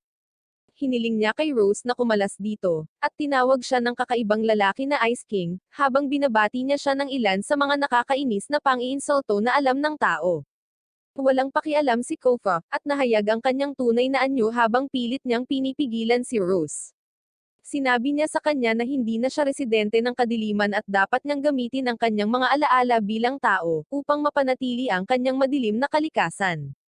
Ang kanyang mga salita ay hindi umabot, at si Rose ay nakatakas habang sinabi ng kakaibang lalaki kay Kofa na siya ay nauuhaw sa loob ng 7 taon, at ngayon siya ay mawawala sa kanyang sarili at magiging kanyang kampan. Nadismaya si Kofa, at sa kabilang banda, kinikilabutan si Malide sa kanyang hitsurang bad boy.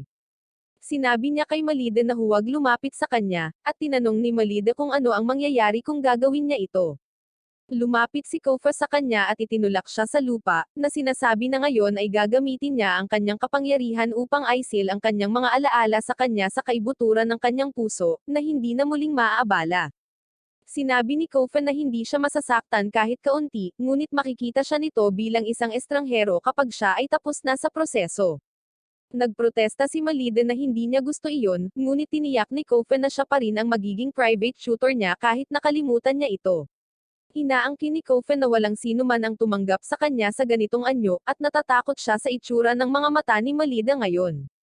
Humihingi siya ng paumanhin sa kanya, na sinasabi na ang pagtatatak sa kanyang mga alaala ay isang makasariling gawa mula sa kanyang panig. Bumangon si Malide at sinabi ang parehong mga linyang sinabi niya sa kanya, na nangangakong nasa tabi niya siya palagi kahit ano pa ang sabihin ng mundo. Dahil natuto siya mismo kay Kofa, sinabihan niya si Kofa na magtiwala sa kanya habang niyayakap niya ito ng mahigpit, na sinasabi sa kanya na ang bawat bahagi ng kanyang katawan ay maganda. Bigla siyang niyakap ni Malide, sinasabing mahal niya talaga siya, at nag-aalala si Kofa dahil ituturing pa rin siya ng mga taga-nayon na may kasalanan. Sinabi niya kay Malide na magkaiba sila, at siya ay isang kalahating Lintrops at sa gayon ang kanyang likas na kaaway. Binibigkas ni Kofa ang kanyang pinagmulang kwento, na nagsimula 8 taon na ang nakalilipas sa mismong bayang ito. Isang araw, nasunog ang bahay ampunan ng simbahan na tinitirhan niya dahil sa kagagawan ni Beloy at sa kanyang mga ilegal na eksperimento. Si Beloy, na umiiyak sa pagkasawi ng kanyang mga ampon, ay tinulungan ng isang higanteng gagamba na nagpipistahan sa mga tao at pinilit siyang ipagpatuloy ang kanyang mga eksperimento kahit na plano niyang huwag nang gawin ito. Habang ang lalaki ay nakikipag-away sa gagamba, si Kofa, na nasawi, ay bumangon, at ang kanyang buhok ay naging kumikinang na asol. Sinabi ng gagamba na hindi niya inaasahan na ang isang kalahating vampira ay mamumuhay ng maginhawa sa simbahan, ngunit ang pangunahing atensyon ni Kofa ay ang nasugatan na si Rose na ulilang tulad niya. Upang mailigtas ang kanyang buhay, ininom niya ang kanyang dugo at ginawa siyang vampira, at tinanong siya ng gagamba kung gagawin din ba niyang halimaw ang babae. Sa sandaling iyon, dumating ang isang grupo ng mga mandirigma mula sa White Knight Guild at inatake ang gagamba. Gayunpaman, ang gagamba ay mas malakas at naglunsad ng mga pag-atake, na ikinasawi ng 2 lalaki at nasugatan ang kanilang pinuno. Sinabi ng gagamba sa lalaki na siya ang susunod na subject sa pagsusulit, nang biglang inatake ni Kofa ang ulo nito at inatake ang magkabilang mata nito. Sinamantala ng lalaki ang pagkakataong ito at gumawa ng ilang butas sa tiyan ng gagamba bago gumamit ng malakas na bala na dinala ang halimaw sa buwan. Nakita ng lalaki si Kofa na nagdadalamati kay Rose at tinanong kung ano ang kanyang binabalak. Sumagot si Kofa na tinatakan niya ang mga alaala ng dalaga tungkol sa kanya para makalimutan nito ang pagiging vampira, at masugpo ang gana niyang uminom ng dugo. Pagkatapos ay bumaling si Kofa sa sundalo at hiniling sa kanya na palayain man lang si Rose, na nangangako na titiyakin niyang hindi siya mananakit ng sino man kapalit ng kanyang buhay. Nangako si Kofa na magiging kampan ng sundalo, at tinanong niya ito kung okay lang sa isang batang babae na makakalimutan siya. Napaluha si Kofa, habang sinasabing ayos lang basta't masaya si Rose. Nagising si Rose at tinawag siyang kapatid sa huling pagkakataon, at comfort siya ni Kofa habang tinatakan niya ang kanyang mga alaala. Ngayong natapos na niyang magkwento kay Malide, na kalmadong nakaupo sa kanyang kandanggan, sinabi niyang walang lugar sa bansang ito ang ligtas para kay Rose sa ngayon, at kung siya ay mahuli, siya mismo ay tatapusin. Hiniling ni Kofa kay Malide na ay pangako na hindi niya sasabihin kahit kanino ang tungkol dito sa sinuman, at kung masira niya ang kanyang pangako, sisipsipin niya ang lahat ng kanyang dugo. Naguguluhan si Malide dahil nakaramdam siya ng pagkapukaw at nangakong itatago niya ang kanyang sikreto. Sinabi ni Kofa na ang Lintrop Spider na umatake sa orphanage 8 taon na ang nakakaraan ay ang salarin sa likod ng mga kamakailang insidente, at sinusubukang buksan ang mga alaala ni Rose. Hindi siya makapaniwala na kahit papaano ay nakaligtas ang higanteng gagamba at muling nakikipagtulungan sa kanyang dating kasamahan na si Beloy. Naniniwala si Kofa na gusto ni Beloy ng kapangyarihang militar, kaya naman pumili siya ng fiancé para kay Rose para magawa niya itong makina na gumagawa ng sanggol na magsilang ng mga gumagamit ng mana. Gayunpaman, habang ang kanyang mga tunay na alaala at kapangyarihan ng mga vampira ay nabuksan, ang tunay na anyo ni Kofa ay lumalabas din, at dapat siyang magtago upang hindi siya kamuhian ng mga tao. Galit na galit si Malide nang marinig ito, at sinabi sa kanya ni Kofa na mayroon siyang paraan upang malutas ang problemang ito. Ngunit para doon, kailangan niya ang tulong ni Malide. Tinanong niya kung handa ba itong ipagsapalaran ang kanyang buhay para sa kanyang plano, at sumagot si Malide na maaari niyang kunin ang kanyang buhay at magtiwala sa kanya ng lubos.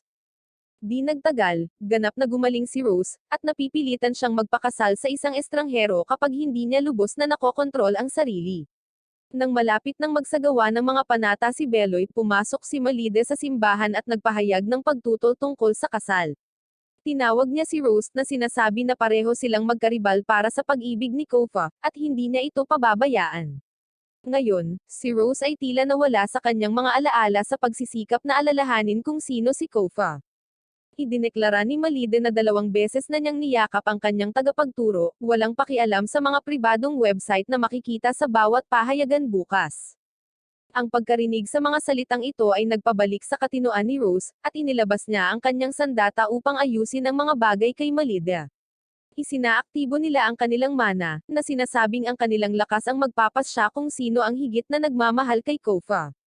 Naunang umatake si Rose, at sinalungat ni Malide ang kanyang pag-atake sa pamamagitan ng isang nag-aalab na welga na hindi tumama sa kanyang kalaban, ngunit tumama kay Beloy. Dahil sa takot sa apoy, tumalon ng isang maliit na gagamba sa kanyang buhok, at itinutok ni Malide ang kanyang espada dito, na sinasabing masasawi siya kapag hindi siya lumaban. Nagpakawalan ng hamog ang gagamba, habang ito ay nagiging tao at sinabi kay Malide na tapos na siya sa ngayon. Gayunpaman, hindi siya nabalisa at sinasabi sa lahat na siya ang Lintrop na umatake sa lahat. Ipinakilala ng lalaking Lintrop ang kanyang sarili bilang Nash at sinasabing minamaliit niya si Malide.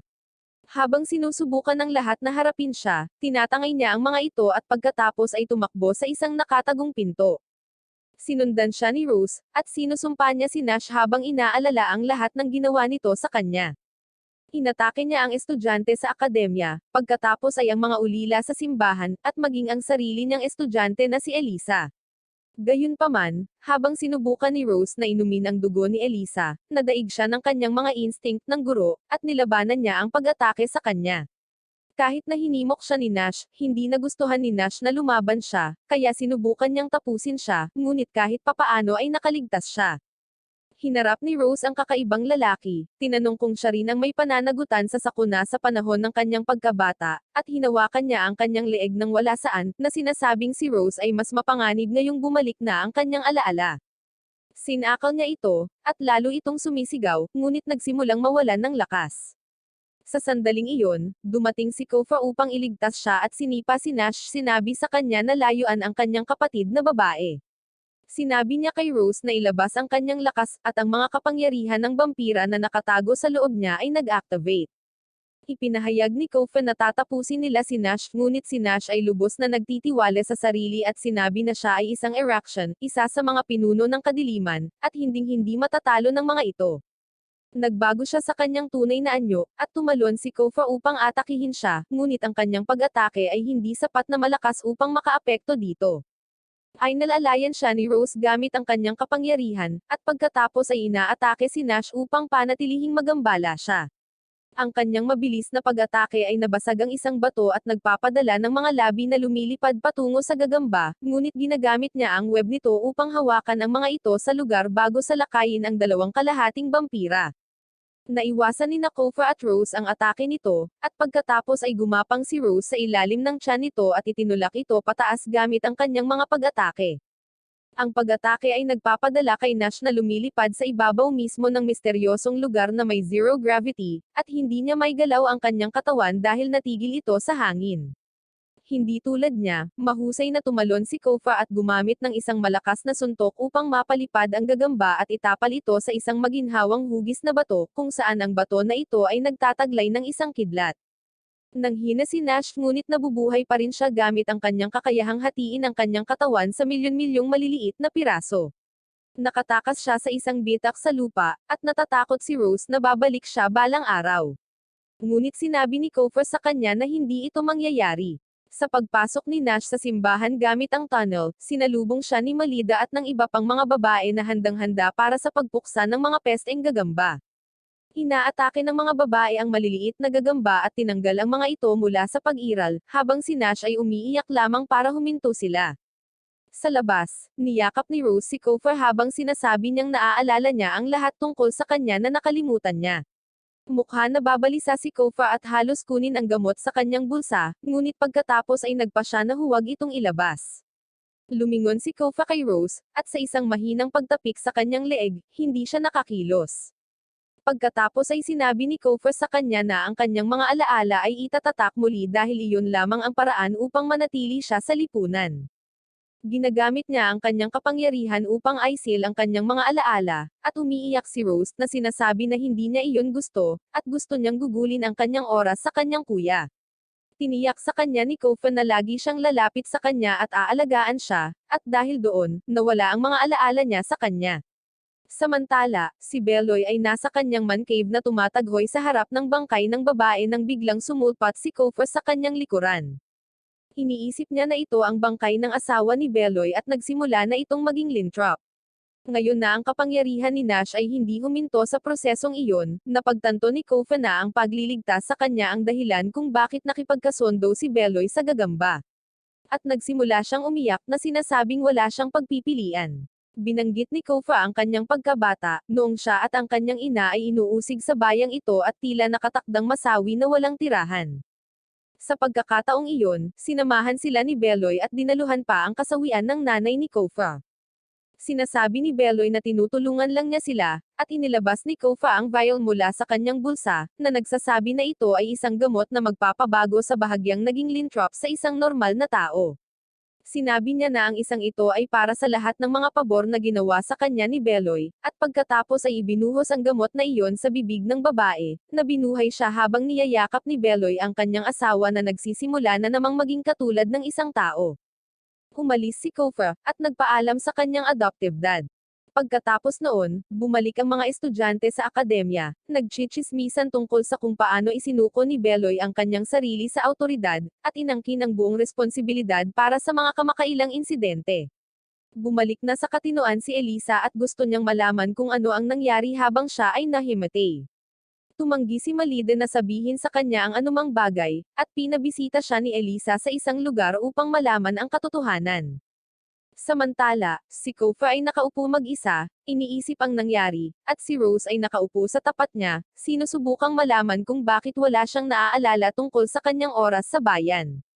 Tinanong siya ni Kofa kung hindi na ba siya dapat bumalik sa kanyang bayan upang tumulong sa kanyang pamilya, ngunit naniniwala si Rose na kakayanin ito ng maayos ng kanyang ina.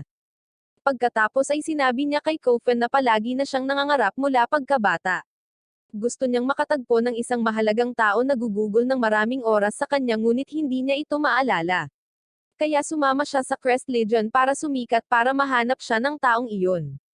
Habang si Rose ay masaya na pinag-uusapan iyon, dumating si Malida at umupo sa tabi ni Kofa, sinabihan si Rose na layuan siya ngayong tapos na ang kanilang pagpapanggap na magkarelasyon.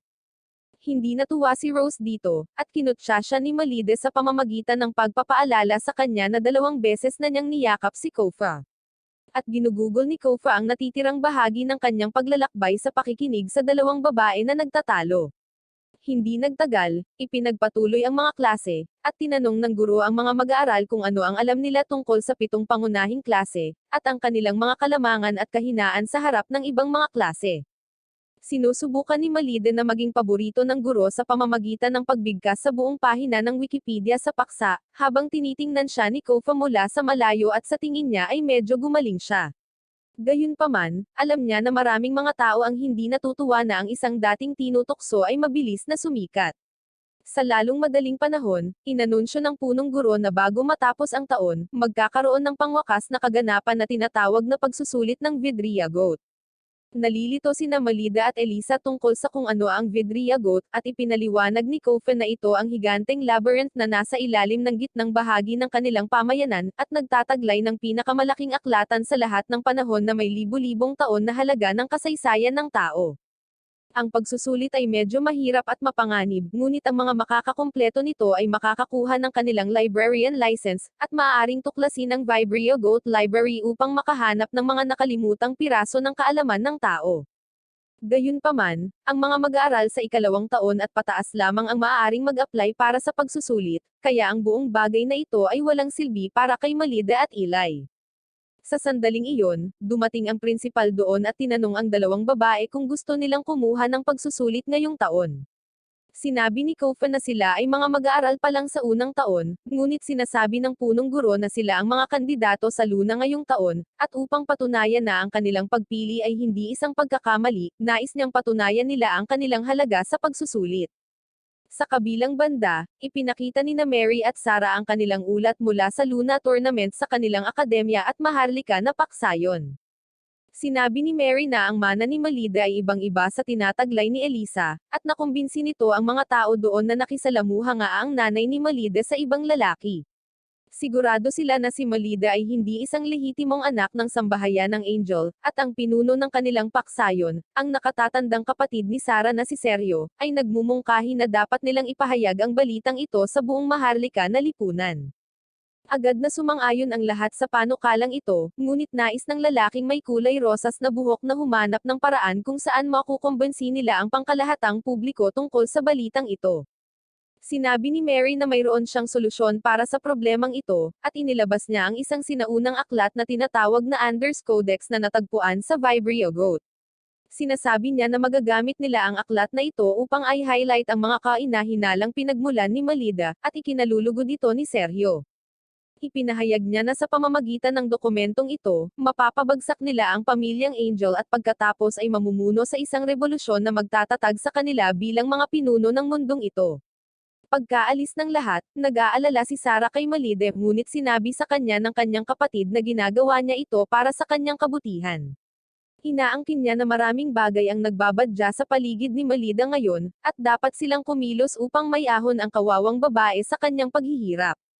Medyo may mahinang kaisipan si Sarah at sa tingin niya ay nagsasabi ng totoo ang kanyang kapatid kaya naniwala siya.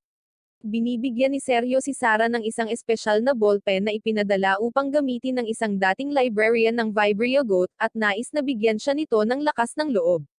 Pagbalik sa akademya, nagkagulo sina Malida at Cofen nang pumasok sila sa campus kinabukasan.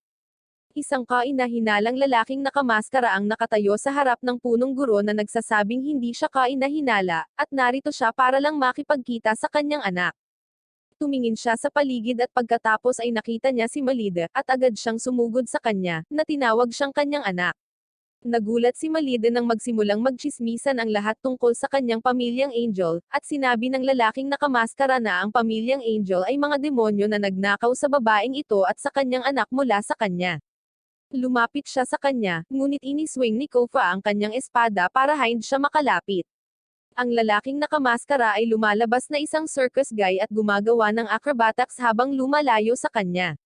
Ipinahayag niya na ang kasintahan ng kanyang anak na babae ay masyadong marahas, at hindi niya ito tatanggapin. Inihagis ng lalaking nakamaskara ang kanyang sombrero at pagkatapos ay nawala sa isang iglap na ikinabalisin ni Malida. Sa gabi, nakatanggap si Cofen ng isang nakakode na mensahe tungkol kay Malida na nasa panganib.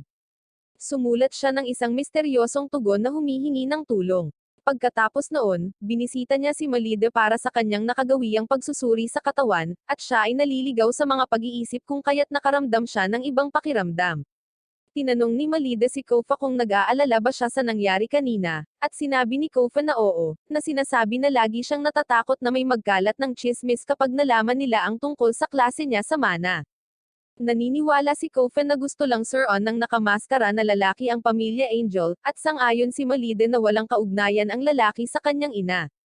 Sinabi ni Kofa na ang kaaway ay magkakaroon ng higit pang mga trick para sa kanya, at gusto ni Malide na malaman kung may magagawa ba siya. Nagpa siya si Kofa na bigyan siya ng sarili niyang pagsusulit at hiniling sa kanya na seryosohin ang pagsusulit sa Vibrio Goat at ipasa ito. Nataranta si Malide dahil delikado at mahirap umano ang pagsusulit, ngunit iginiit ni Kofa na kung makapasa siya, ipapakita niya sa publiko pati na rin sa kanyang mga kaaway na handa siya para sa kanila. Tinanong siya ni Malida kung ano ang mangyayari kung siya ay bumagsak sa pagsusulit, at si Kofa ay naging masungit habang sinasabi niya sa kanya na siya ay makakakuha ng kanyang espesyal na parusa sa kasong iyon. Nabalisa si Malida, at hindi makapag-isip ng maayos habang humihingi siya ng espesyal na reward kung makapasa siya sa pagsusulit. Nangako si Kofa na tutuparin ang alinman sa kanyang mga kahilingan kung makapasa siya sa pagsusulit. Hindi nagtagal, dumating ang araw ng pagsusulit, at sinundan ng mga babae ang prinsipal hanggang sa gate ng library. Si Elisa ay sumama kay Malida, at pareho silang determinado na ipasa ang pagsusulit, ngunit sinabi sa kanila ni Kofa na huwag ipilit ang kanilang sarili. Nakatayo sila sa mahiwagang elevator, at sinabi ni Kofa kay Malida na hihintayin niya itong bumalik na may dalang magandang balita. Pinaandar ng punong guro ang elevator na unti-unting bumababa, at patuloy na hawak ni Malida ang kamay ng kanyang tagapagturo hanggang sa huling sandali habang sinasara ang pinto.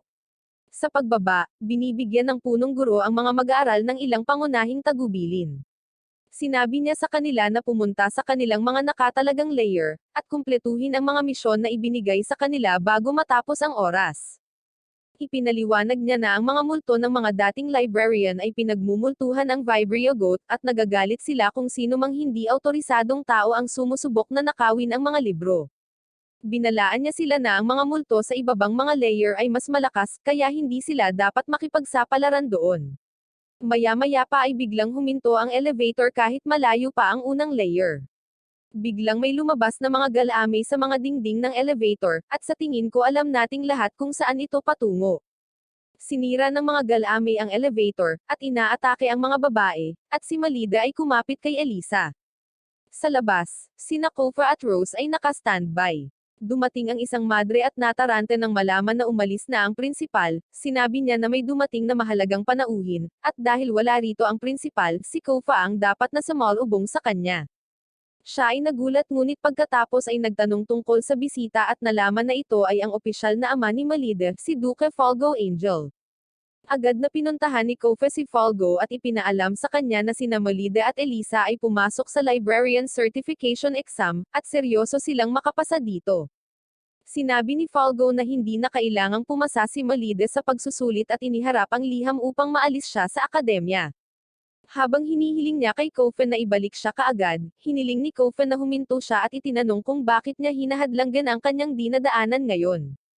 Dinadala ni Falgo ang mukha ng payaso sa usapan, inaangkin niya na ang paglalagay kay Malide sa publiko ay palaging magdadala ng pinsala sa kanilang pamilya, at ngayon ay gusto niyang ayusin iyon. Sinabi pa niya kay Kofa na malapit na siyang matanggal sa kanyang trabaho. Nakiusap si Kofa na hayaan si Malide na mag-aral dito ng 1 taon, dahil maaari siyang makakuha ng ilang matatag na resulta sa panahong iyon.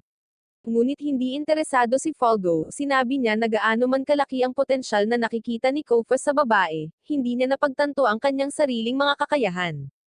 Gayunpaman, nang ipahayag ni Kofa na naiintindihan niya na ang kanyang mag-aaral ang pinakamahusay at humiling ng isang huling pagkakataon, at tila pinag-iisipan ito ni Falgo. Pagkatapos, dumating ang isa pang madre na may dalang sulat na may selyo ng ahas na sinasabing dumating ito sa opisina ng prinsipal.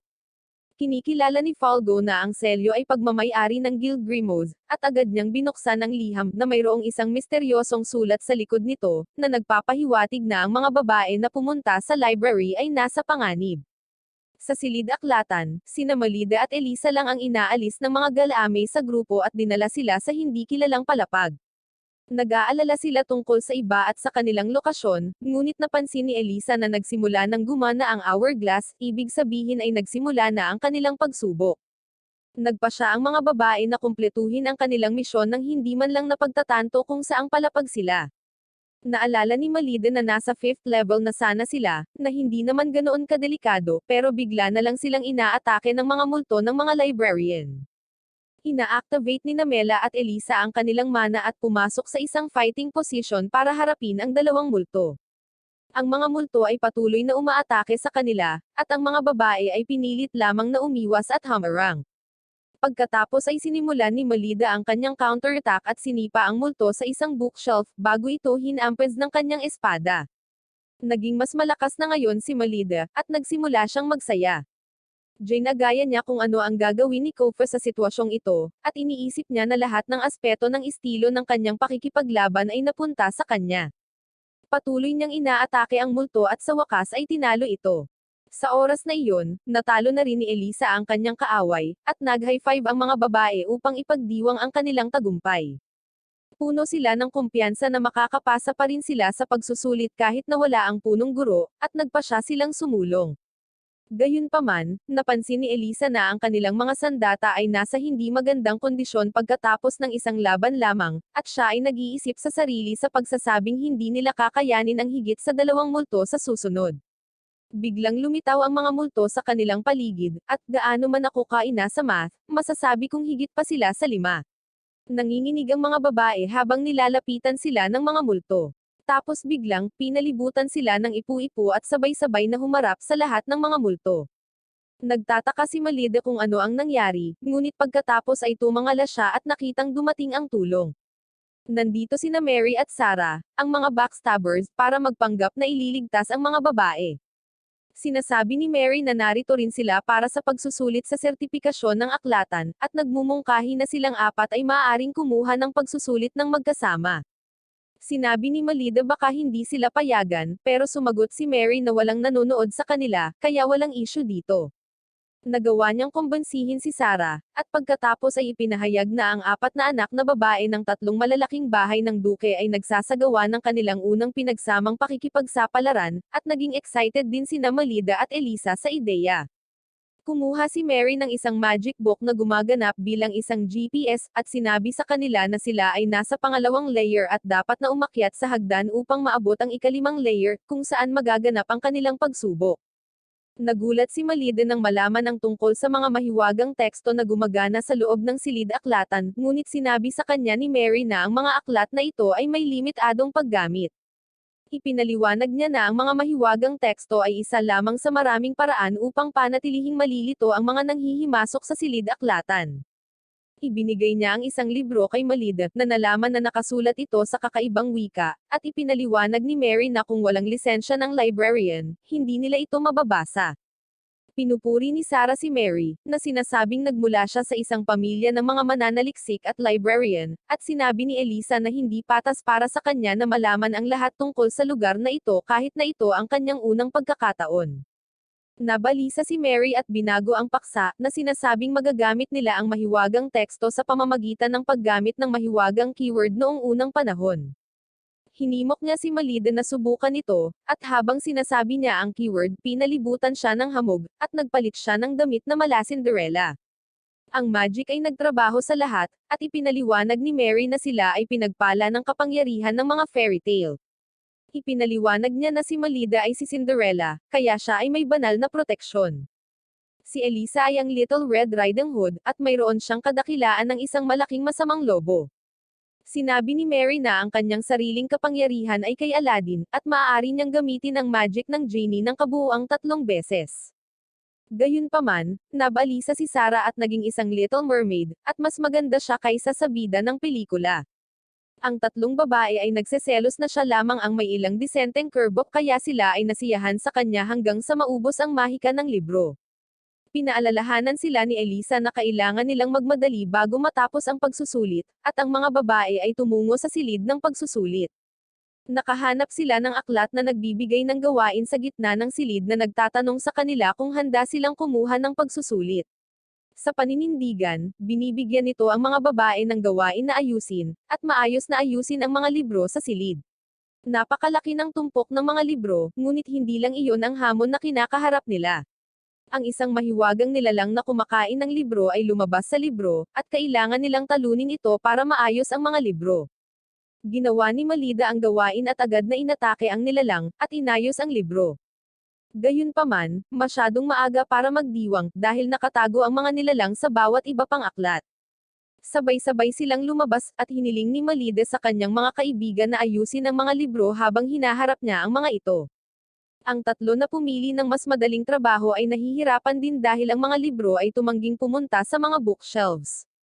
Nagawa ni Elisa na ilagay ang kanyang libro, at si Mary ay tumingin dito para sa mga pahiwatig at nalaman na ito ay tulad ng paglutas ng isang palaisipan.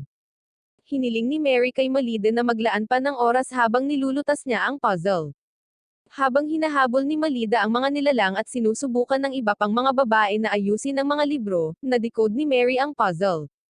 Inutusan niya sina Elisa at Sarah na ayusin ang mga libro, habang si Malida ay nakikipaglaban pa rin sa mga nilalang. Sa lalong madaling panahon ang huling libro ay naayos din, at si Sarah ay nagbigay ng tulong kay Malida upang siya ay tumalon at ilagay ang libro sa lugar nito. Inihagis ni Mary ang libro sa kanya, at pinipigilan ni Elisa ang mga nilalang na maabot ito. Sa pamamagitan nito, inilagay ni Malida ang libro, at ang natitirang mga nilalang ay naglaho. Bumagsak si Malide, ngunit ginamit ni Sarah ang kanyang mala-ninja na kapangyarihan para iligtas siya, at ipinagdiwang ng mga babae ang kanilang tagumpay.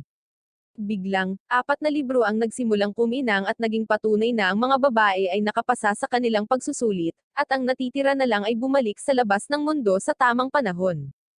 Tinanong ni Mary sina Malida at Elisa kung bakit sabik na sabik silang makapasa sa pagsusulit, at nag-isip muna si Malida bago sumagot na gusto niyang kilalanin bilang anak ng pamilyang Angel at makapasa sa pagsusulit na ibinigay ng kanyang guro. Sinabi ni Mary kay Malide na kahit pumasa siya sa pagsusulit, hindi talaga ito nagpapatunay na siya ay anak ng pamilyang Angel. Nagulat si Malide, ngunit humarap si Elisa para ipagtanggol siya, at humingi ng paumanhin si Mary sa mga nasabi nitong bagay. Pagkatapos nito, hiniling niya sa grupo na sundan siya sa labas, ngunit ninakaw ni Sarah ang libro ni Malide at tumangging ibalik ito. Idiniin siya ni Mary sa dingding at hiniling na ibalik ang libro, ngunit ipinahayag ni Sarah na ang pagsusulit na ito ay isang bitag. Sa kabilang banda, natapos na rin ang mga senior girls sa kanilang mga pagsusulit at muling nakasama ang principal. Sinabi niya sa kanila na ang mga galamay na sumire sa elevator ay nilikha mula sa isang sinaunang mahiwagang teksto, at nangako siyang magsagawa ng investigasyon pagkatapos nilang marating ang akademya. Nag-aalala si Cristel tungkol sa mga first years, ngunit sinasabi ng punong guro na kailangan nilang makarating sa akademya at tumawag ng backup para hanapin sila. Sa sandaling iyon, dumating ang dalawang nakahudi na figura, at inaangkin nila na walang makakatakas sa lugar na ito ng buhay. Napagtanto ng punong guro na sila ang may kasalanan sa likod ng insidente, at kasama si Cristel, siya ang humarap sa kanila. Gayunpaman, ang dalawang lalaki ay walang iba kundi mga zombie puppet, at ang kanilang controller ay nagpapakita ng kanyang sarili pagkatapos na sila ay matalo. Binati ng matandang mala wizard ang principal at ipinakilala ang kanyang sarili bilang isang apostol ng Guild Grimoire, isang artificial na lintrop, at isang necromancer. Tinanong siya ng punong guro kung bakit niya pinupuntirya ang kanyang mga mag-aaral, at sumagot siya na walang sinasabi ang mga nasawi na lalaki. Ipinatawag niya ang higit pa sa kanyang mga alipors na umatake sa mga babae, at habang sinusubukan ng prinsipal na iligtas sila, naatik siya sa likod. Nakaluhod siya at nanunumpa na protektahan ang kanyang mga estudyante kahit na ang kabayaran nito ay ng kanyang buhay. Tinupad ng necromancer ang kanyang kagustuhan at inutusan ang kanyang mga alipors na salakayin sila, ngunit dumating si Kofa sa huling sandali at iniligtas sila.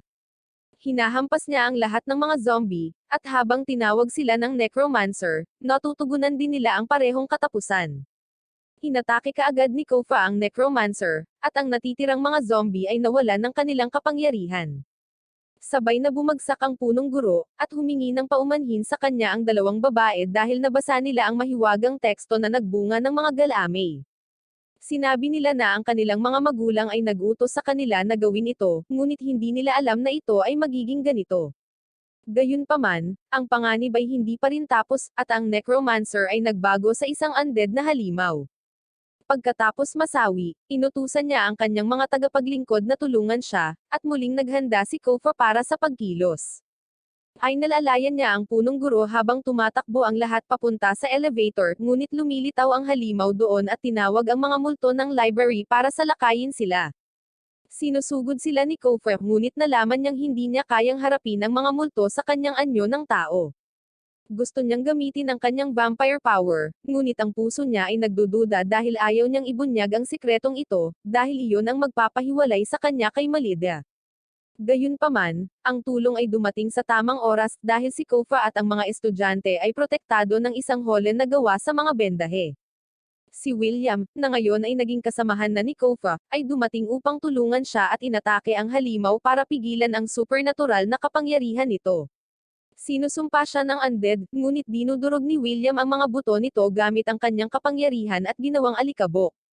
Pagkatapos nito, nagpasalamat si Kofa kay William, na nagsasabing kailangan niya itong mabuhay upang makita nila ang kanilang plano.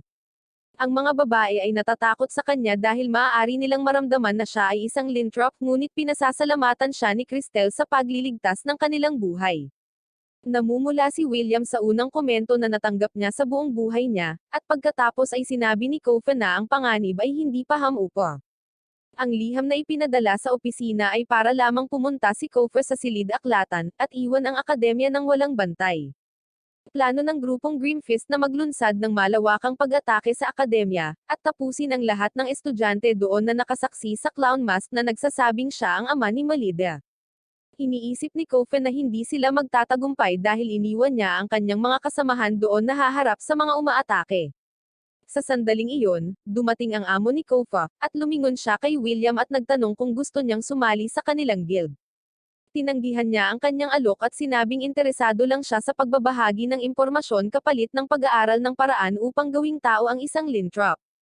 Ipinangako ni William sa boss na kikilos na lang siya bilang isang especially iya, at magulat ng masasamang aktibidad sa kanya. Tinanggap niya ang deal na ito at pagkatapos ay bumaling kay Kofa, sinabi sa kanya na nakatanggap siya ng impormasyon tungkol sa hindi autorisadong pagpasok sa aklatan at isa sa 3 pangunahing pamilya, ang mga pamilyang Shell sa likod nito. Inatasan niya si Kofa na imbestigahan ang mga bagay-bagay, at tumakbo si Kofa para hanapin si Malida, sa takot na baka nasa panganib siya. Sa ibabang palapag, tinanong ni Malida si Sarah kung ano ang ibig niyang sabihin sa pagsusulit na isang bitag, at binasa ni Elisa ang libro upang malaman na nakapasa sila sa pagsusulit sa grade 5 sa halip na grade 6. Napagtanto nila na niloko sila ni na Mary at Sarah at nagtanong kung bakit nila ginawa iyon. Gayunpaman, habang lumilipad ang mga multo ng library, sinamantala ni Mary ang pagkakataon at ninakaw ang aklat ni Malida kay Sarah. Napangiti siya habang binabasa na hindi paladin ang klase ni Malida kundi samurai. Tumakbo siya palayo, sinabi na ang impormasyong ito ay dapat ipaalam kay Sergio, at nag-aalok si Sarah na tulungan si Malida na sundan siya sa kanyang flight magic. Sa wakas ay na-corner ni Malida si Mary at itinulak siya sa lupa, at tinanong siya kung bakit niya siya niloko gayong sila ay dapat na magkaibigan. Hinupload siya ni Mary at sinagot niya na ginawa niya iyon dahil gusto niya siya. Bigla niyang ginamit ang keyword at na-activate ang kapangyarihan ng lahat ng mahiwagang teksto na malapit sa kanila. Habang napapalibutan sila ng mga pahina, sinabihan ni Sarah si Malida na lumayo, ngunit huli na, at nilamon sila ng maliwanag na lilang-liwanag. Si Malida ay nakakita ng isang panaginip habang siya ay nabulag ng mga ilaw. Sa panaginip, naalala niya ang mga taong tumanggi na maging kanyang mga instruktor dahil naramdaman nilang siya ay walang kakayahan, at kung paano si Kofa ang unang tumanggap ng tungkulin. Biglang natapos ang kanyang panaginip, at natagpuan niya ang kanyang sarili sa isang kakaibang maulap na lugar na nakasuot ng damit na katulong. Tinanggap siya ni Mary sa ilusyon na courtroom at sinabihan siyang kumilos habang malapit nang magsimula ang pangunahing palabas. Nawala ang hamog, at biglang nakita ni Malida ang sarili sa isang kunwaring courtroom na may mga bisitang nakamaskara at kasama si Sergio bilang hukom. Nagsisimula na ang pagsubok, at hindi pa rin maintindihan ni Malida kung ano ang nangyayari. Ipinaliwanag ni Mary na si Sergio ang hukom pati na rin ang conspirator para sa insidenteng ito, at sa ilalim ng kanyang utos, pinamunuan niya si Malida at ang iba pa sa bitag na ito. Naiintindihan na ni Malida ngayon, at ayaw niyang i-entertain ang drama nila dahil kailangan niyang pumasa sa kanyang library at license test. Gayunpaman, sinabi sa kanya ni Sergio na hindi siya maaaring umalis na tinatawag siyang peking anak ng pamilyang Angel. Inutusan niya si Mary na magsimulang mag-record, at inactivate niya ang Amber Codex na sinasabi kay Malida na maging maingat sa kanyang mga salita dahil ang lahat ay i-record na maitatala sa aklat na ito mula ngayon. Sinimula ni Sergio ang sesyon, na idineklara na ang kasalanan ni Malida ay hindi siya tunay na anak ng pamilyang Angel at nililin lang ang bansa sa loob ng 13 taon. Sinabi niya na lumitaw ang isang lalaki na nagsasabing siya ang kanyang tunay na ama, at dahil ang kanyang klase ay samurai, madaling patunayan na ang kanyang lahi ay kaduda-duda. Sinasalungat ni Malida ang kanyang punto, na nagsasabi na sa ilang mga kaso, ang mga tao ay hindi nagmamana ng mga matataas na uri kahit na sila ay ipinanganak sa maharlika na pamilya. Gayunpaman, kinukulit siya ni Sergio sa pamamagitan ng pagtatanong kung bakit bigla niyang ipinakita ang kanyang mana noong siya ay 13 taong gulang. Nag-aalangan si Malide habang nagbibigay ng sagot, at ang mga manonood ay nabalisa, sinasabing siya ay guilty. Sinabi nila na niloko ng nanay ni Malide si Falgo dahil lang sa sobrang abala nito sa kanyang trabaho, at hindi niya ito mabigyang pansin. Lalo pa nila siyang iniinsulto, at hindi na makontrol ni Malida ang kanyang galit. Sinisigawan niya ang lahat na huminto at sinasabing malinaw niyang naaalala kung gaano siya kamahal ng kanyang ina at ng kanyang ama. Pinatahimik niya ang mga manonood na sinasabing sasali siya sa Crest Legion at papatunayan ang kanyang halaga bilang anak ng pamilyang Angel. Sinabi ni Sergio na patunayan niya ang kanyang halaga ngayon at inutusan si Sarah na salakayin si Malida.